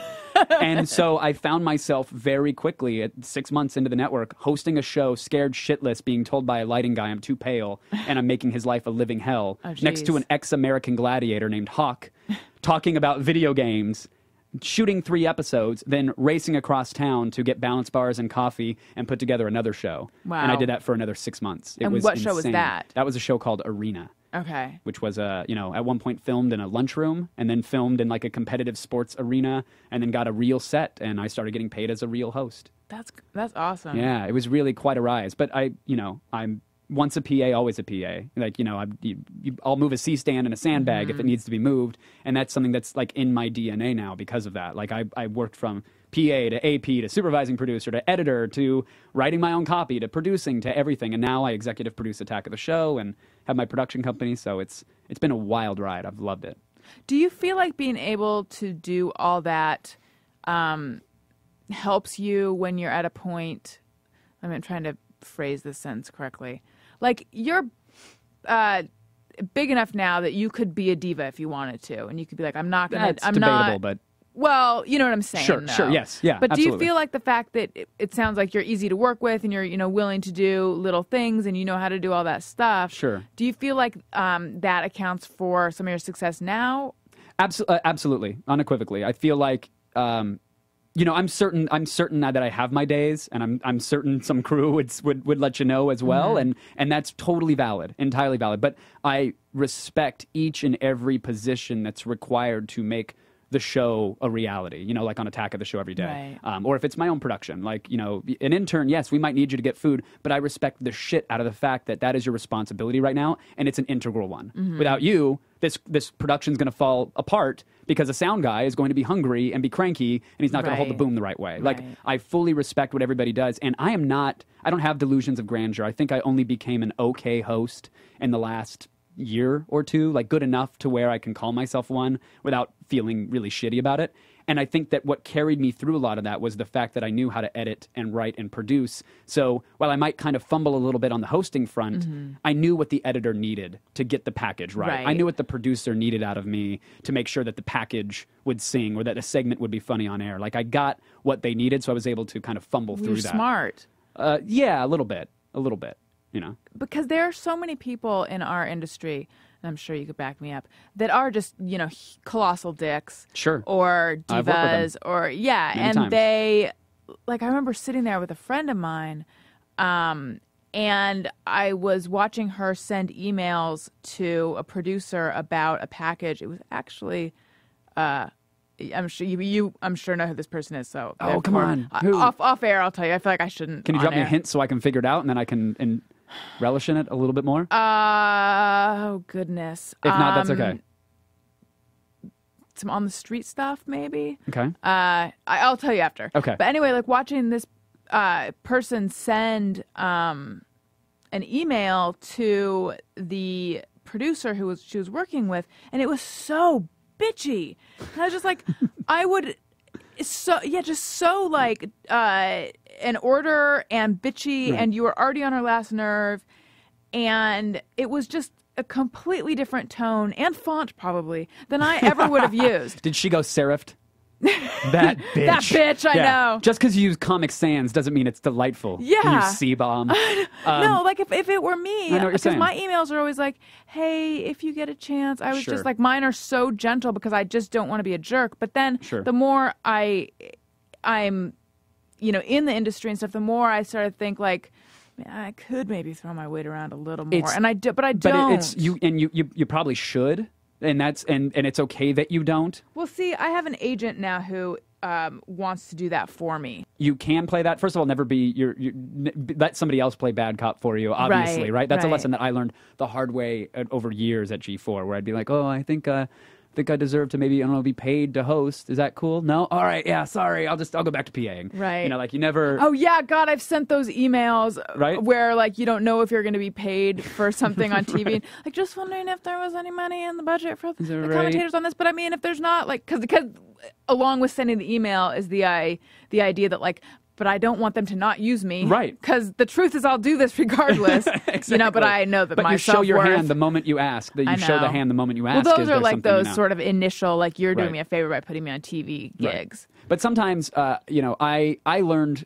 I had some co-hosts and co-workers throughout my years who decided to advance their careers with a certain attitude and a certain energy. And I saw that and took... Like a take no prisoners... Some of them, sure. Guns blazing kind of thing? Some of them, yeah. And much to the detriment of everybody around them. Like, it hurt everybody, myself included. And I learned so many lessons from seeing that, but was also like...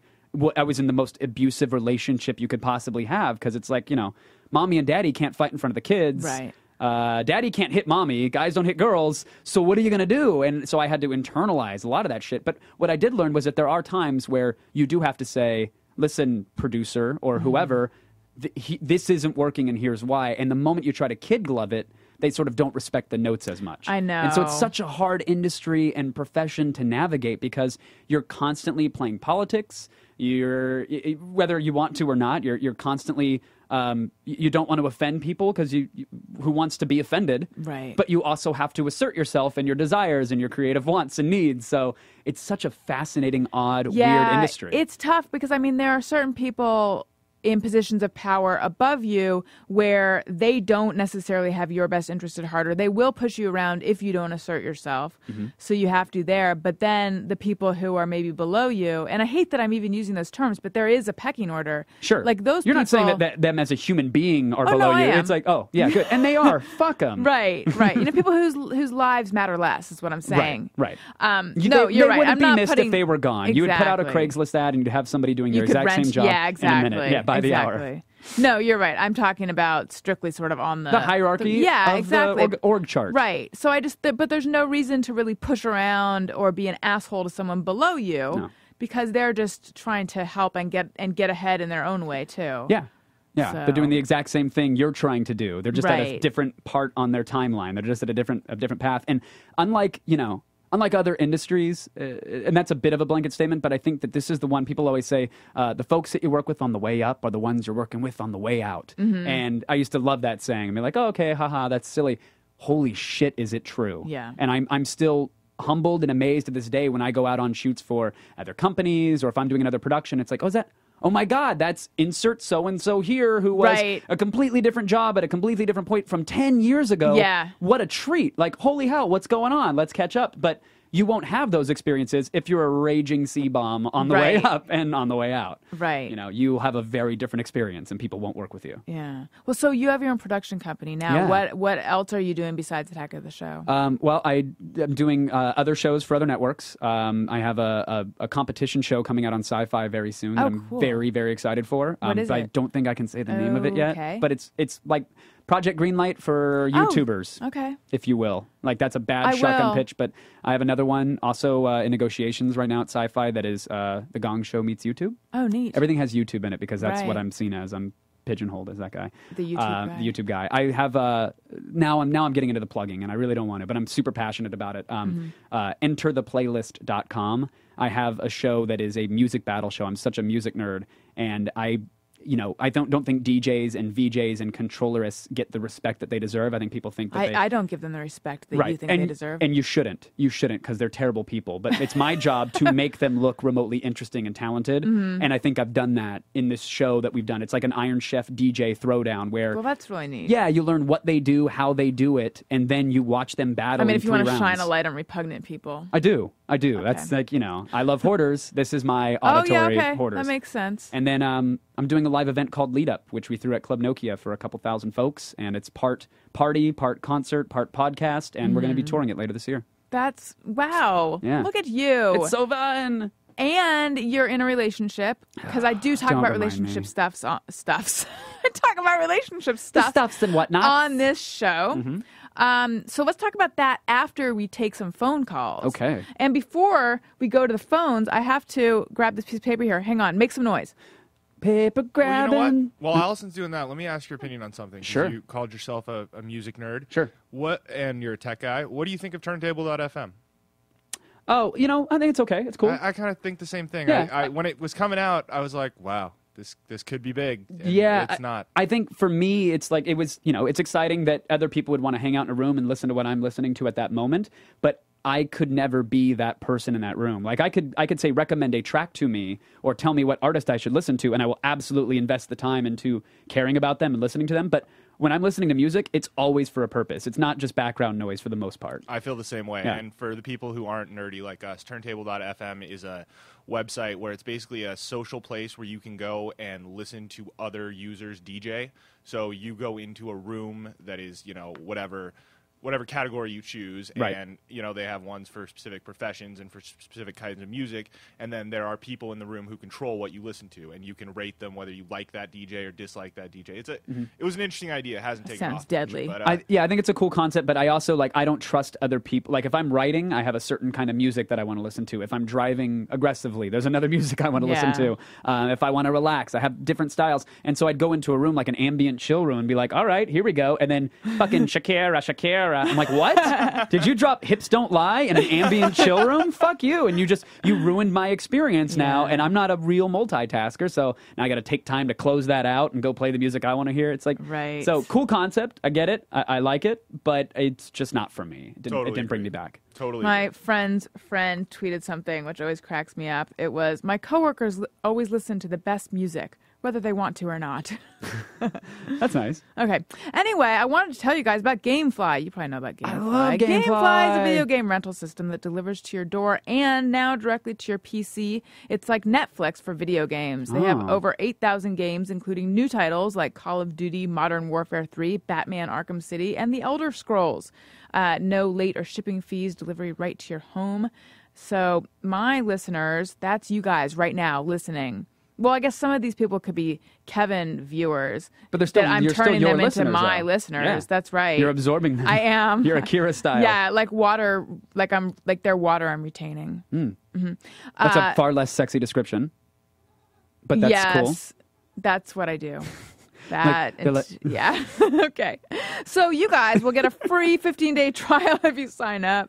They should sign. Is there a code that they need to put in? Yes, a promo there code? is. Allison, Go to gamefly.com/Rosen or course. click the GameFly banner on my site at AlisonRosen.com. Even easier. You make it so easy. They should go to your site. They get to see you. Then they click on the banner. Boom. Fucking synergy. And I love GameFly. I truly do. I really do. I love you now for helping me with this. Well, Thank you. and I I loved you already. But thank you. But I love the idea that your thing is making things less sexy. that's my thing. That's what I do. That's what I do. How can I unsex this shit? Yeah. Yeah, I'm would like be the cooler for sex. People always think that I'm some jaded, for many reasons, I'm some jaded gamer who doesn't like gaming anymore, and because I didn't even like Skyrim all that much, and then it became just fun to hate the game because the fans were so passionately nerdy about it that it was just poking a bear with a stick.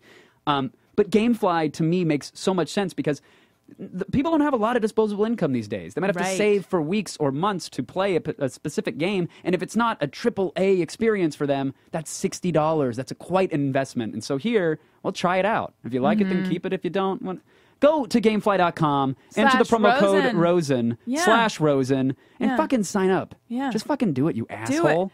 Do it. 15 days you free. Piece of shit. That's you a must lot be of a days. DJ controllerist.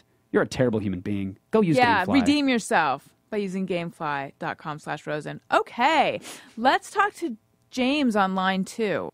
I was just going to hear the sound of a car horn because James died at the wheel. Just his face smashed into it. No, I hear him. Hello, James. Hi. Hi, how are you doing? I'm great. Good. You guys? We're good. And you have a question for Kevin, right? I do. What up, James? Fire away. What's up? What's the best goddamn thing about being a host? The best goddamn thing? Oh, the sweet tail. I love intern season. It's like open hunting in their sundresses, and I loves me a casting couch. The greatest thing about being a host, there's a million things that are amazing about it. But I think what's Gary's laughing. For anyone who's ever been to G4, that's the funniest thing I've ever heard. Like intern season. Yeah, it's all nerdy guys. Well, yes, that's true. But to clarify, we share a building with Style and with E, and so every springtime or so, when the cherries are blossoming, you get to see a whole herd of 120 girls in the same sundress that are really vying to be Ryan's assistant. Yeah, but in your face, Gary, he is sexist. Oh, absolutely. But I'm fair. I will absolutely fuck the boys who are trying to get a job at G4, just to let them know that they, again, where they are on that org chart, you got to keep them in line. Yeah. So I'll mash a pillow into or mesh a face into a pillow. That's very fair. You could mash a pillow into a face, I could too. do it as well, yes. Yeah. The best thing about being a host, is specifically of a show like Attack, is that I can kind of just make little childhood dreams come true, which sounds cheesy and cliche, but it's like, I'd like to fly in a jet airplane and do one of those dogfighting things. Oh, I know what I'll do. I'll pitch it as a segment.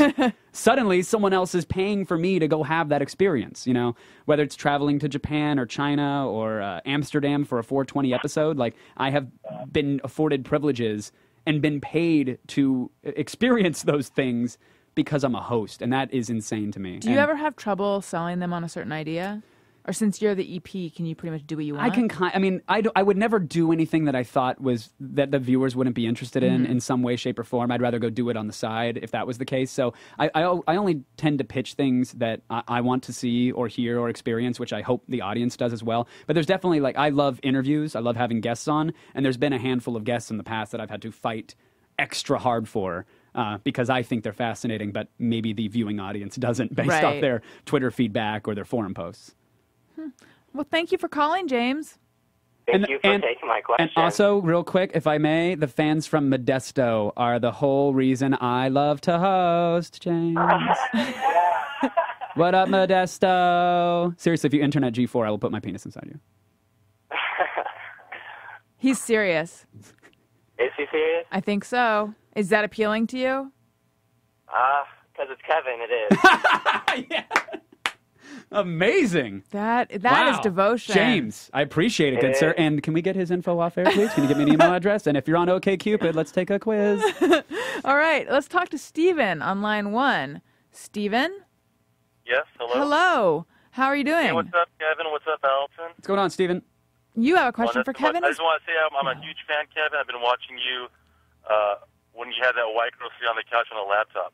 The what on a couch? You had a white girl sit on the couch on the laptop when Attack of the Show was old school. Oh yeah. I was like, is this an apartment broadcast that I left the webcam on accident? Like, a white girl on the couch. Were there mascara tears? Because then I know exactly who that was, and she was crazy and a squirter. A very specific reference for the one girl out there. No, thank you for being a supporter for such a long time, man. I appreciate it. Thanks for sticking with us through the awkward years. Yeah, I always say pre-mun, post-mun, so. Well, thank you, man. We're all trying to keep on keeping on. Yeah, right on. Well, I had a question for you, Kevin. You've been on EOTS for a long time. Mm-hmm. You have lead up, and you have a lot of things going on. Do you ever think about what's going to happen, like 15 years from now? Do you see yourself like on a big network, like a main network, like hosting a show, like I don't know, Jimmy Kimmel? I would kill for that. Are you kidding me? Absolutely. I don't see myself anywhere. I never try to plan more than 3 months out because I have no idea where it's going to take me now. And see, that's how I am. But then there's people who are like, "What's your 5-year plan? What's your this?" And I'm like, I don't know, and I'm uncomfortable tethering myself to something like that. Yeah, I think from a disability and life insurance point of view, I've planned for the next 15 years. I've taken care of that. Mm-hmm. But career-wise, like the last thing I want to do is set a point and be so myopic. I don't want to be so focused. I don't want a laser intensity on, I need a late-night talk show. I need to, when Fallon takes over for Leno, that's going to be my spot. Mm-hmm. Like, have I thought that? I thought that'd be awesome. Are you kidding me? Absolutely. But I would never plan for that because what I've seen in the past... Do I practice in front of the mirror every night before I go to bed? Sure, yes, I do. But I'm fine if I don't get it. Do I wish ill upon Jimmy Fallon? Every Absolutely. night. Would I cut a brake line? Fuck it. Who wouldn't? But no, I don't want to do that because I've seen what the trap that can set, which is now you define success and happiness by this one thing. And if you reach it, great. But you might struggle and persevere and claw away for years and get to that point and realize, oh, I really didn't enjoy that journey. And I could have done 20 other things that would have been exciting or interesting. Ah, shit. Why didn't I do those? And candidly, I've had plenty of opportunities to leave Attack of the Show.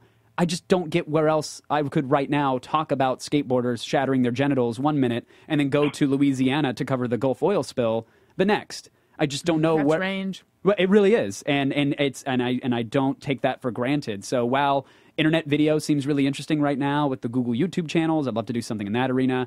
Right now, I'm just trying to make cool shit and have a good time doing it. And so that's what I plan to do for the next 5 years. We'll see if I end up turning tricks or buying a news van.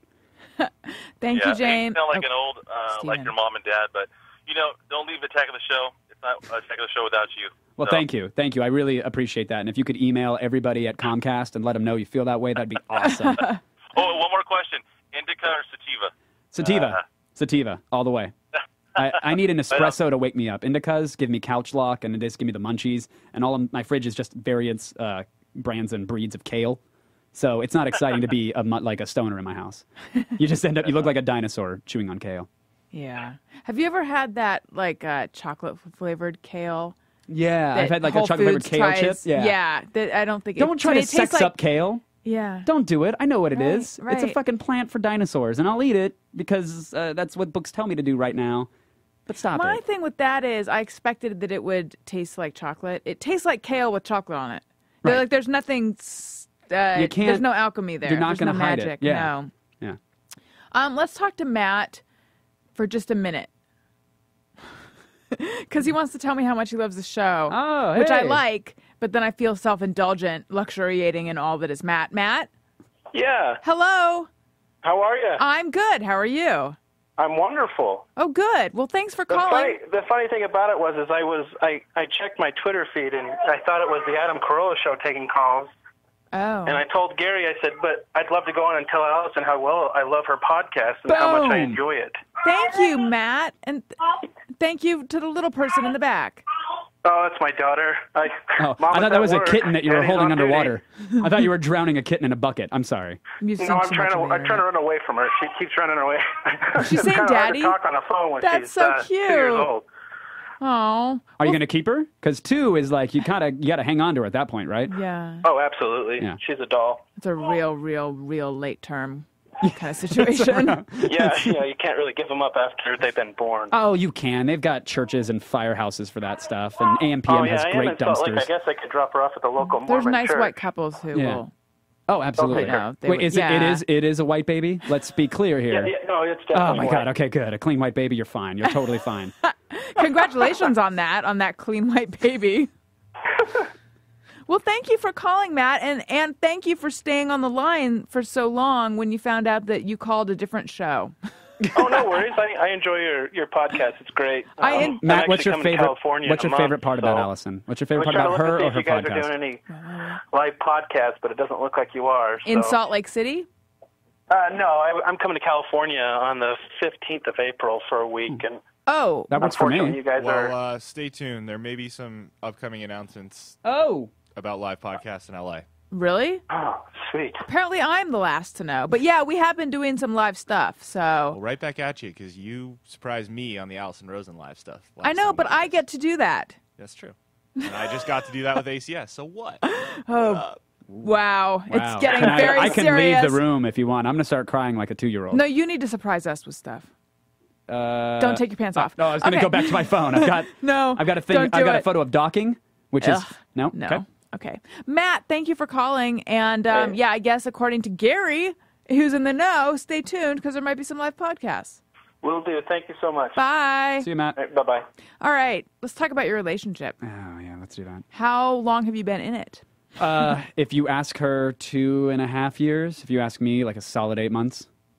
Explain that discrepancy. Yeah, and not from a fidelity standpoint whatsoever, strictly Right. from an emotional attachment and willingness to be completely vulnerable, which is something I've never really done in a relationship, other than my first one, which was With the the cheerleader from cheerleader. high school that lasted almost 7.5 years. 7.5 years. Yeah, wow. I'm a serial monogamist. Serial. Yeah. Yeah. I don't like. I did. Well, are these your only? Well, you had relationships in between, though. Yeah, but we're talking a handful. Okay. We're talking very, very small. Because I will do what I need to find the next relationship, and that's Right. because I'm not actually out looking for the casual one night thing when I'm Uh-huh. in single mode.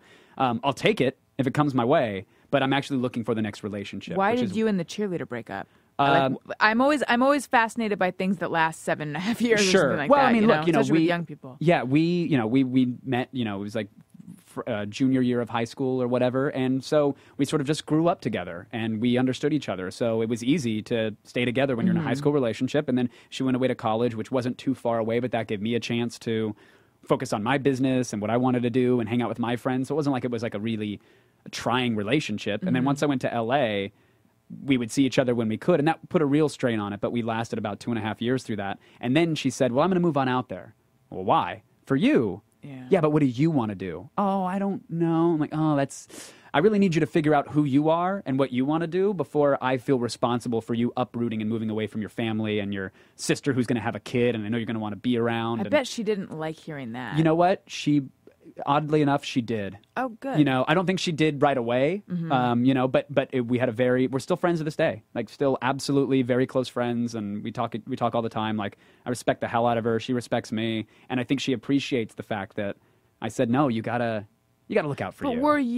But was part of you already feeling like maybe that wasn't the right relationship? Because hearing that story, what I'm thinking is, like, if you're truly super into someone head over heels, then the fact that you feel like they might be moving out for you versus for them, I don't know how much it would really give you pause. Right. That's a valid point. I'm not the kind of person, at least I don't think I am, who will ever be head over heels, insane. Oh, the moment that my guts turned to butterflies. Well, no, I mean, I've met guys that have described, like, you knew the moment I met her, or it was 3 weeks in, and when she let me put my entire fist in there, like, that's when I knew, put a ring on it. But I don't think that I'm that guy. And it bothered me for a long while. It was something that I discussed with my therapist, rather often. I'm like, when is it going to hit me? Right. He's like, well, what if it's not going to be a boxing glove to your gut? I'm like, damn it, it's not like failure to launch. I must love dogs. What are you doing? Multiplicity? Just making sure Gary's paying attention. I am. Thank you. Sorry, I'm fairly shocked. Yeah. I know. I just saw. Did you just look up something disgusting? Anchorman 2 just got announced. Hey! Oh, yeah. I'm all right with that. I'm wildly excited about that. Yeah. Yeah, This is great. This would be one of those. As evidenced by your voice. Yeah. No, I am. I just didn't know whether or not I should bring that up. Yes, you should. That totally dates when this is happening. No, but listen, this is news. our comedy 9/11. Yeah. People will say, "Where were you when you heard that Anchorman 2 was greenlit?" And Right. Kevin will say, "I was behind Boom. the curtain where the shit is." Boom. Behind the brown curtain, which should be the name of your autobiography. I know. That'd be beautiful. See? Unsexing it up. Yep. Unsexing it down. There's a whole desexing cross-section of society that would pay $30 a month for access to a website that was behind a brown know. curtain. So I know. unsexy to one person is another person's, hey, look at this photo on my phone. Keep that There you in go. mind. Very true. Very true. So you talked to your therapist about your lack of that sort of overwhelming romantic Sure. feelings. Yeah, I was never modeled positive. We can get really deep in Dr. Phil here if you want. But okay. Let's put our fist in him. Okay. Oh God, he is a puppet already. Oprah's is in there. Let's be honest. I was never really modeled a positive, loving, perfect relationship, and I don't know who is. Perfect is an adjective that probably shouldn't be ascribed to anything. But I was just never. My entire family has never really modeled that, so I was always a little gun shy about anything commitment or any term, let alone long. Despite the fact that I had this relationship for several years, I figured, well, this is just. Well, we're just doing this for now, right? This is what it's going to be. So there was never a moment where I felt, oh, this is the one, this is going to be it. And looking back on it, like, of course there wasn't that moment. I'm probably not the guy that's going to feel that or have that. Like, I'm a slow burn. Like, I will learn to love and feel to love over time. And that's why I described, like, if you ask her 2.5 years ago, we started this relationship. 8 months or so ago, I really kind of surrendered myself to the notion of being a boyfriend. What was that year and 4 months like for her, do you think? I think it was fine because we were getting stoned and going to Disneyland and watching movies and going to parties. You know, it wasn't like there was no need to drill deeper than that. We were just having a great time. Right. And we had sort of a forbidden love because she was actually, and I know how this sounds and I hate describing it, but she was an intern at G4. And it was so cliche and shitty of me to exploit my power and so on and so forth. Well, that's what they say unless people fall in love, and then it's like, oh. Well, look, when you pass the 2.5 year mark, I hope people go, oh, clearly it wasn't a fling. Like she has not been at G4 in ages. Yeah. You know, she's an incredibly smart, talented girl, and she's a nerd, which, hey, guess what? I'm into that. Like, she was a GameStop manager. So we click on all those levels. So to say that it was, at the time, I wouldn't fault anybody for saying how pathetic. She's clearly a star fucker or a social climber, which she was just accused of being today. Who accused her of this and how? She uploaded a video to YouTube explaining, like, she's a bit of a gamer girl, cosplaying that sort of stereotype of needy attention whore in front of a webcam. And I don't think she is, by the way, but I get why someone who doesn't know her would think that. Certainly. And I don't give a shit. I don't think she does either to that extent. But she uploaded a video explaining, like, girls, we need to stop this, and guys, you need to stop this, and here's why. And it was a very passioned, well-reasoned argument, not just like a girl power kind of thing. And someone clearly who works at G4 posted oh, you're just as fake as the rest because you abandoned all of us when you started banging somebody who was famous, and yada, yada, yada. And so it unfolded, and she kind of shot back and defended herself, which I told her you shouldn't do. Arguments on the internet, it's pointless. And so, long story, even longer, I'm sorry, but it got to the point where, you know, someone just accused her of fucking her way up the social ladder. And I'm like, first of all, it sounds like this dude is jealous that he wasn't a rung on that ladder. Because the whole company tried to sleep with her when she was there as an intern, and she didn't, to her credit. And she held out for someone who could forward her career. Kudos. You know, who's that guy? That's me. I'm happy to be a stop on that ladder. Use me. I'll be 1/3 of your ascent. Hopefully I'm not halfway, and hopefully I'm not the top. You know, but let's go. Let's go on a journey. And that was also part of opening up and surrendering, was always wondering, well, is this because I am this television personality at this network that she, you know, dreamed of working at? Is that why she's with me? Oh, shit. And so it was untangling this knot of insecurities and uncertainties. Were you aware that that was your insecurity, or is that something that came out in therapy? A little bit of both, because I think at first I wasn't concerned. It wasn't like I was saying, well, this needs to be somebody who I'm going to be with for 2 years. Right. You know, again, not that I was looking to take advantage of a situation, but I wasn't thinking long term. I just wasn't in the cards. But once it became, oh, this is getting serious, and I'm feeling weird things and I'm projecting them onto her. What are those? Where are those coming from? It was entirely me, you know, entirely me. It was crazy career and personality insecurities manifesting themselves. And I was just projecting onto her this whole, you know, you might be using me. You might be that girl. I don't know. Right. You know, and it was something that now it disgusts me to even to verbalize it, because it's so not the case. And even if it were the case, well, so be it. We're having a great time. And, you know, I would also, on the flip side of the coin, I'd be saying you're not being smart if you don't take advantage of the opportunities I can afford you. You know what I mean? Right. Like, why wouldn't you use relationships or status or something else to help forward your career as well? Right. You should. And I'm happy to do that for her. You know, happy to help out. See, it's if I may psychoanalyze you from over here on the couch. Please. It sounds to me like a lot of your identity and sense of self, if not all, I would say, is tied up in your career and in what you do, which makes sense though. That, you know, that's how, like, driven career people, that's how we are. Sure. I'm that way too. And so therefore it's like you have this kind of, like, complicated relationship with how she perceives that part of you as well. Like, because you are this, you know, person who's achieved all these things, you wonder, does she only like you because of that? And then you also think, but that should be part of the reason that she likes you, because that's who you are, and you want her to see you clearly. Yeah. And the other side of that is also interesting, because there was a point where I had this crippling fear that I didn't realize it at the time, but I had this thing of like, well, shit, if this all went away tomorrow, would she still love me? You know, it wasn't like, you know, on one hand you worry like, oh, is this bitch using me? On the other hand, like, oh, dear God, if I didn't have this, then what am I worth? You know? And that was incredibly low self-esteem and insecurity. That's where that bubbled out of, you know? And so it's been a really fun, invigorating process to go, oh, wait, I don't have to live like that. I don't have to justify myself or pretend that this career or this brand I'm trying to build over here or this company defines me whatsoever, because for the majority of my life, it didn't. It wasn't there. And any relationships that are predicated on me being that thing or that person, they're not quality relationships, whether it's her or a business relationship with another professional. So fuck it. And that's where I've arrived to over the last, you know, year or so. And I'm really, oh man, it is a much better place. Do you have moments where you slip back into the old way of thinking? Sure. Yeah, sure, constantly. You know, and I still get really crippling anxiety before every attack of the show, which is it's something that I can do with pretty much with my eyes closed. I can show up and do it if I needed to, but I still will fret over, oh man, I hope this bit goes a certain way in the A block and with the interview. I really hope I can pull this out and do this and do that. And I'm my own worst enemy on that front. But I think some of that is healthy. Some of that keeps me wanting more and driving for more and expecting more. You know, it's a healthy thing now. Do you have a favorite part of the process? Like, is it like when you're doing the show and when you're performing? Or it's is it the when adoration.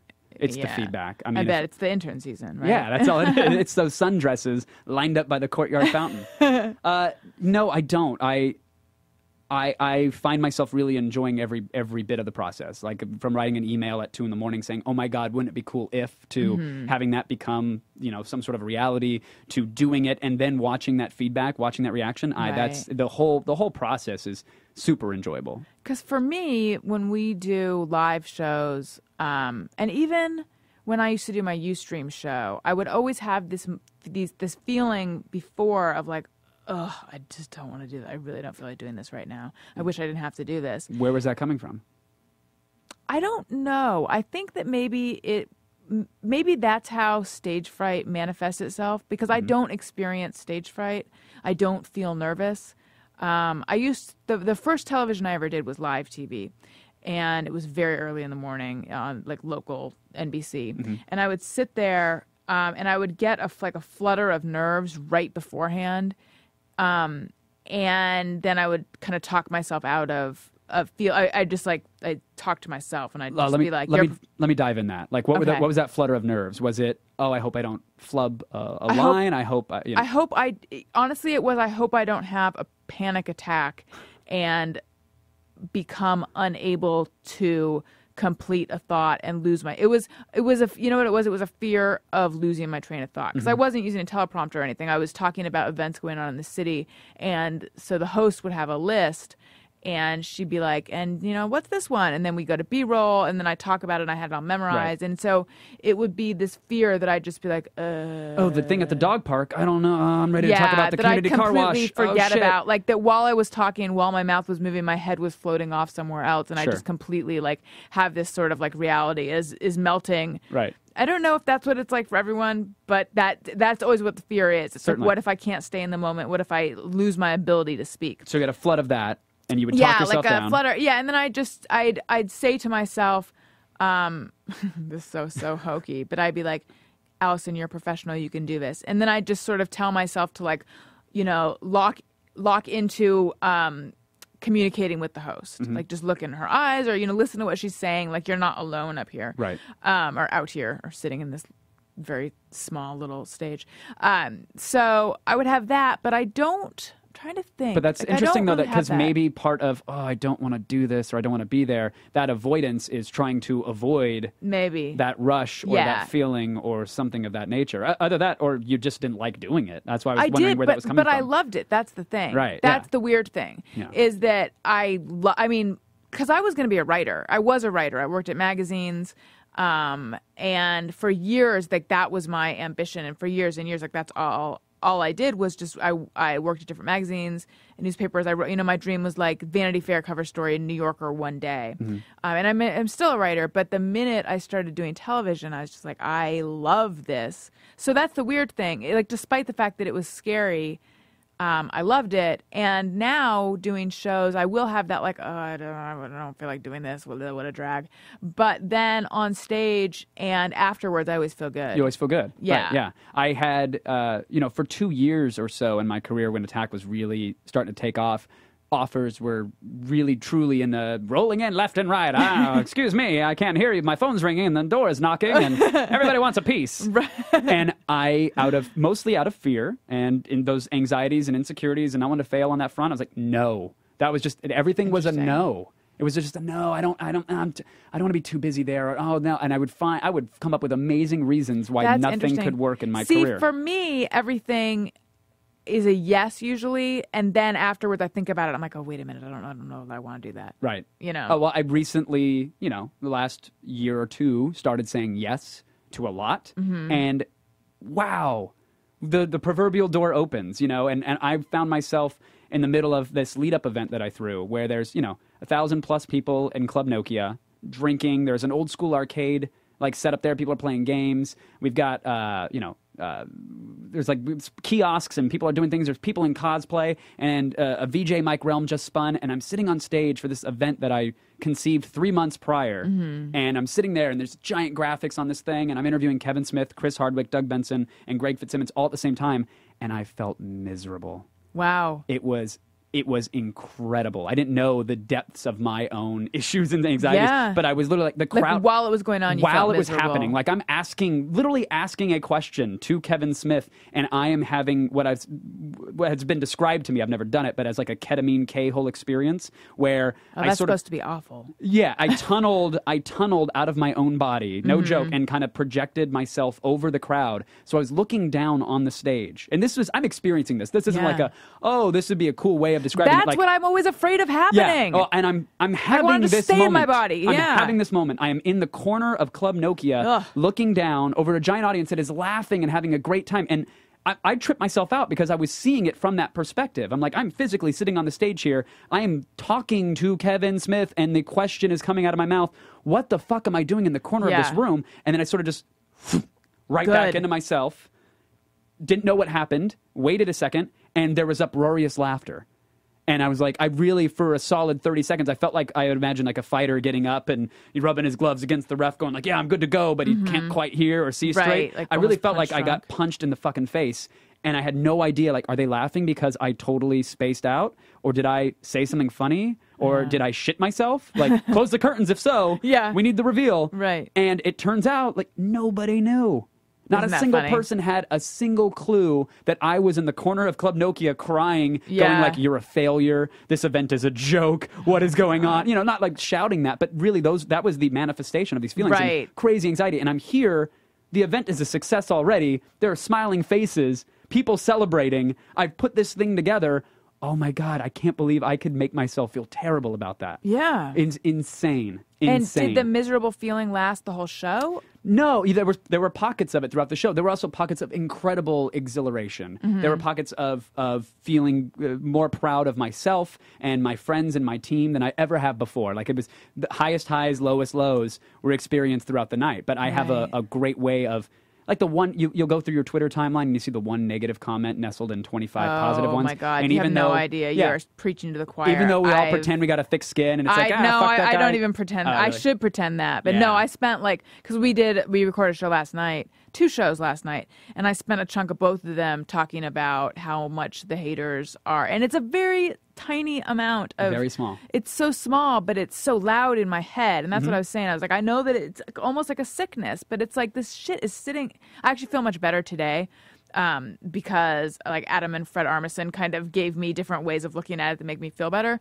But it just, it's just been gnawing away at me. Yeah. So I know exactly Understandably, what you mean. yeah. And so that's what happened throughout the night. I'd be like, well, this one little thing didn't go quite right on the stage. And you can imagine what they're going to say already. Yeah, and you know, wow, I was incredibly wrong. Like in the greatest way. Like the event was, I mean, we're doing it in 9 cities now. We're touring it. The reaction was huge, and the fans were awesome, and it was great. But it was again another thing that I, even in this sort of new way of looking about life and relationships and careers and all this shit, it was something that I almost just said no to. Even 3 weeks before, I mean, we'd already pulled the trigger. There were posters up. There were ads for it on, like, you know, at Staples Center on the billboard with, you know, my face and lead up, and here it is. And I was almost like, guys, we really need to call this off because I don't know if we're gonna get the T-shirts in time. Like the tiniest little reason would be like, we need to cancel this thing. And I'm out promoting it, being like, we're gonna have this night. And even I look back at some of the promotion, I was like, well, I hope it doesn't suck. I mean, yeah. What reasons do you use to cancel stuff? I need to borrow some. There are so many. You know, you don't have the energy to the project requires of you to commit because you want to take it seriously. Right. Just don't have the time or the energy to really commit to it right now. That's a good one. Okay. That's a really good one. Okay. Even if you've already said yes. Oh wow. Well, what kind of event are we talking? I'm just talking hypothetical. Let's not talk. Let's get an event that you wanted to get out of and didn't know how. There's actually nothing I can think of off the top of my head. I just know that they pop up all the time. Well, don't. I mean, do it. Stick in Costume ball? Huh? Oh, I got out of that. How'd you get out of a costume ball? That actually, I wanted to get out of it, and then legitimately I had a... Well, see, this is like going into the whole medical thing again, which which is like we all have to take shots if I talk about it. But it was well, then there you medical leave is medical leave. That was That's like a it. genuine thing. Be like, listen, just explain that like the clinic has very few hours that you can get in on, and you made an oopsie, you know, and you got to get in there and take care of it. And like they get that, they understand. You're right. I should use that more often. That was one of my rejected rebrand ideas for Attack of the Show when we were relaunching it, and they were like, we need a billboard with everybody's faces on it. I'm like, what the fuck cares about a face? Who's going to see a face on a billboard and go, well, that's a show I want to DVR? Oh, well, what do you got in mind, Smarty Pants? I was like, well, first of all, if we're going to do shots, we need to go to like Sears Portrait Studio and dress up like babies in front of all their backgrounds and have that be like our show headshots. Second of all, the promo image needs to be me coming out of like a Planned Parenthood clinic with my new co-host who's got tears on her face and I'm smiling and thumbs upping. You know, like we need to send a message that there's an attitude with the show or whatever. It ended up being faces. So. And how did that work though? You know, actually ratings went up. But I think that any time you raise awareness for something, ratings go up. I feel like it could have been a little cooler of a campaign or maybe a little more controversial, but you're ahead of your everybody time. Does what they can. I'm telling you, abortion jokes are coming back. They're coming back. I'm taking them back. That's right. Well, Kevin, this has been so delightful. And I have said the word delightful too many times in this podcast. Well, that's how I would describe it. It was delightful. Thank you. Okay. Thanks for letting me yammer on about myself and my relationships. Thank you for yammering on and sharing about yourself and your relationships. Oh, topic sombrero. If you ever got divorced, would you date a person who has never been married or another divorced person? Is that, do you think they're asking one or the other? If you ever, I don't know what happened. I feel like this was like the inception of Fortune's episode. If you ever got divorced, would you date a person who has never been married or another divorced person? So, right. I think it's like, which would be your preference? Right. I kind of think another divorced person might be good because it's sort of like that thing where, you meet someone who has never done any drug ever or had any sort of drink ever. Mm-hmm. And frame of reference. It's like having a frame of reference. Yeah, exactly. For this. We know how this dance goes. Right. And if you don't. And even if you're someone who doesn't drink or do drugs anymore, then I feel like that's just a weird pairing because, yeah, exactly. You don't have the same frame of reference and different things in your lives have brought you to different places. Or maybe some things in your life has brought you to somewhere and this person hasn't experienced that and maybe will someday or whatever, for whatever reason has made all these decisions that are very different than the ones you made. But then again, I don't know that I would say having never been married is the same as choosing to not try any drug or drink alcohol or anything. But still, I just feel like, yeah, I think you said it. I'm expanding on what you. I'm actually just spinning in place on what you said. No, frame of reference. But I think and I think I was going to dismiss this immediately as the worst thing in the sombrero, but now I was thinking about it. I'm Oh, like, you well, haven't seen the other things. okay, well, good. Then I shouldn't be so quick to judge that sombrero. You were wrapping up. I'm sorry. No, it's okay. Well, I would like to know your answer to this question. I'm going to spitball it because I'm just now thinking about it for the Okay. first time. But you were talking about frame of reference, and I go, yeah, of course, you'd want somebody who's been through that before. But then I think the other side to that, playing devil's advocate, might be, look, let's say it's a train. Divorce is a train, right? I've been hit by this train. So I'm going to be very careful about it. And you don't even know what it's like to see a choo-choo train. You've never been on one. You don't know. You don't even know what railroad tracks are. I Sweetheart, don't. you're so young, so innocent, so sweet, so delightful. Thank you. So I would go, well, wait a minute. I can hear that train a-coming, and I know what the rumbling of the track feels like. Well, maybe that's not a plus in a relationship, though. Maybe it's actually not, because maybe then you'll go, you'll hear that rumbling, and maybe you can avoid the tracks altogether, but maybe that other person not knowing that, like, you know what I'm saying? Like, no, you don't know what I'm saying because I haven't made a point yet. The thing is, I'm trying to know. If you know that train's a-coming, that train of divorce, you might project that it's coming. You might look into the future and go, oh, we're having this argument right now about dish towels, but this isn't about fucking dish towels. Right. This is about, I hear that train a-coming. So you might be more apt to focus on I don't know. I know plenty of divorced people have gotten remarried and have successful, healthy, happy relationships, at least outwardly that I can see. I also know tons of divorced people who say never remarry. It's the worst thing ever. Let my 4 divorces prove that. So I think it's a case-by-case basis. But for me, I could see both sides of the coin. I'll just never get married. You know what I think it is? I think it doesn't matter, ultimately. The more I think about it, it just That's has why it's to... I'm throwing it back in the hat. It just should... I don't know if that was What a horrible question. Let's put it back in where someone else can grab it. Yeah. I think that it should just be about the person and how you connect with that person. And if the divorce to you means to you that you are not that good at picking people, then that's something to work on. Because maybe you need to sort of check out your antenna and see what it is that you're attracted to. And if there's, I'm a big proponent of, if you have identified a pattern in your dating history, like, that's important. Right. If you want to change something. Right. So, or maybe that's not what the divorce means. Maybe it just means that two people, you want it to work out and it just didn't work out. Yeah, she's crazy. It could be that. It's always that. It's always It could be, and she's it is crazy. that. It's always the woman's fault, and it's always because she's crazy. That's it. Exactly. Well, so there you go. That's all you need to know. That's it. Yeah. So, thank you, Kevin. Thank you. Thank you so much. Thank you, Gary. Thank you, listeners. Gary, Anchorman 2 comes out soon. Yeah, That's right. Anchorman 2. And you know what you should do? I will tell you. You should click the Amazon banner on my site if you want to go to Amazon and buy something, because you're going to buy something on Amazon. I know you're going to. Everyone does. Do it all the time. I'm doing it right now. That's right. Well, if you click through the banner on my site, then a few dollars come the way of this show, and that allows us to keep buying sombreros. If I could buy a Gamefly subscription through Amazon, I'd fucking do both of them through your site. That's all I'm going to do. I'm changing my homepage right now. And there's other sponsors on my site as well. So you can get to my site on AlisonRosen.com. And if you have enjoyed this show, please just do it. Give it a 5-star rating on iTunes. And tell a friend, and ask your friend to tell a friend, and subscribe your friend as a favor to them. That's a surprise to them. Because the iTunes rankings, no one quite understands how the hell those charts work, but it's some sort of like algorithm of a lot of ratings and a lot of wonderful comments. So please rate and comment it up, folks. I read all of it and I love it. You can follow Kevin on Twitter at K Pereira. Spell that for them. Kpereira. You can Good follow, luck. yes, and you can follow me on Twitter at Alison Rosen. You can follow the show's Twitter feed at ARIYNBF. It's not Aryan Boyfriend. It is Alison Rosen, your best friend. You can follow Gary on Twitter at GPatrickSmith. And you can watch Attack of the Show 7 p.m. Eastern weeknights on G4. Anything else you want to plug?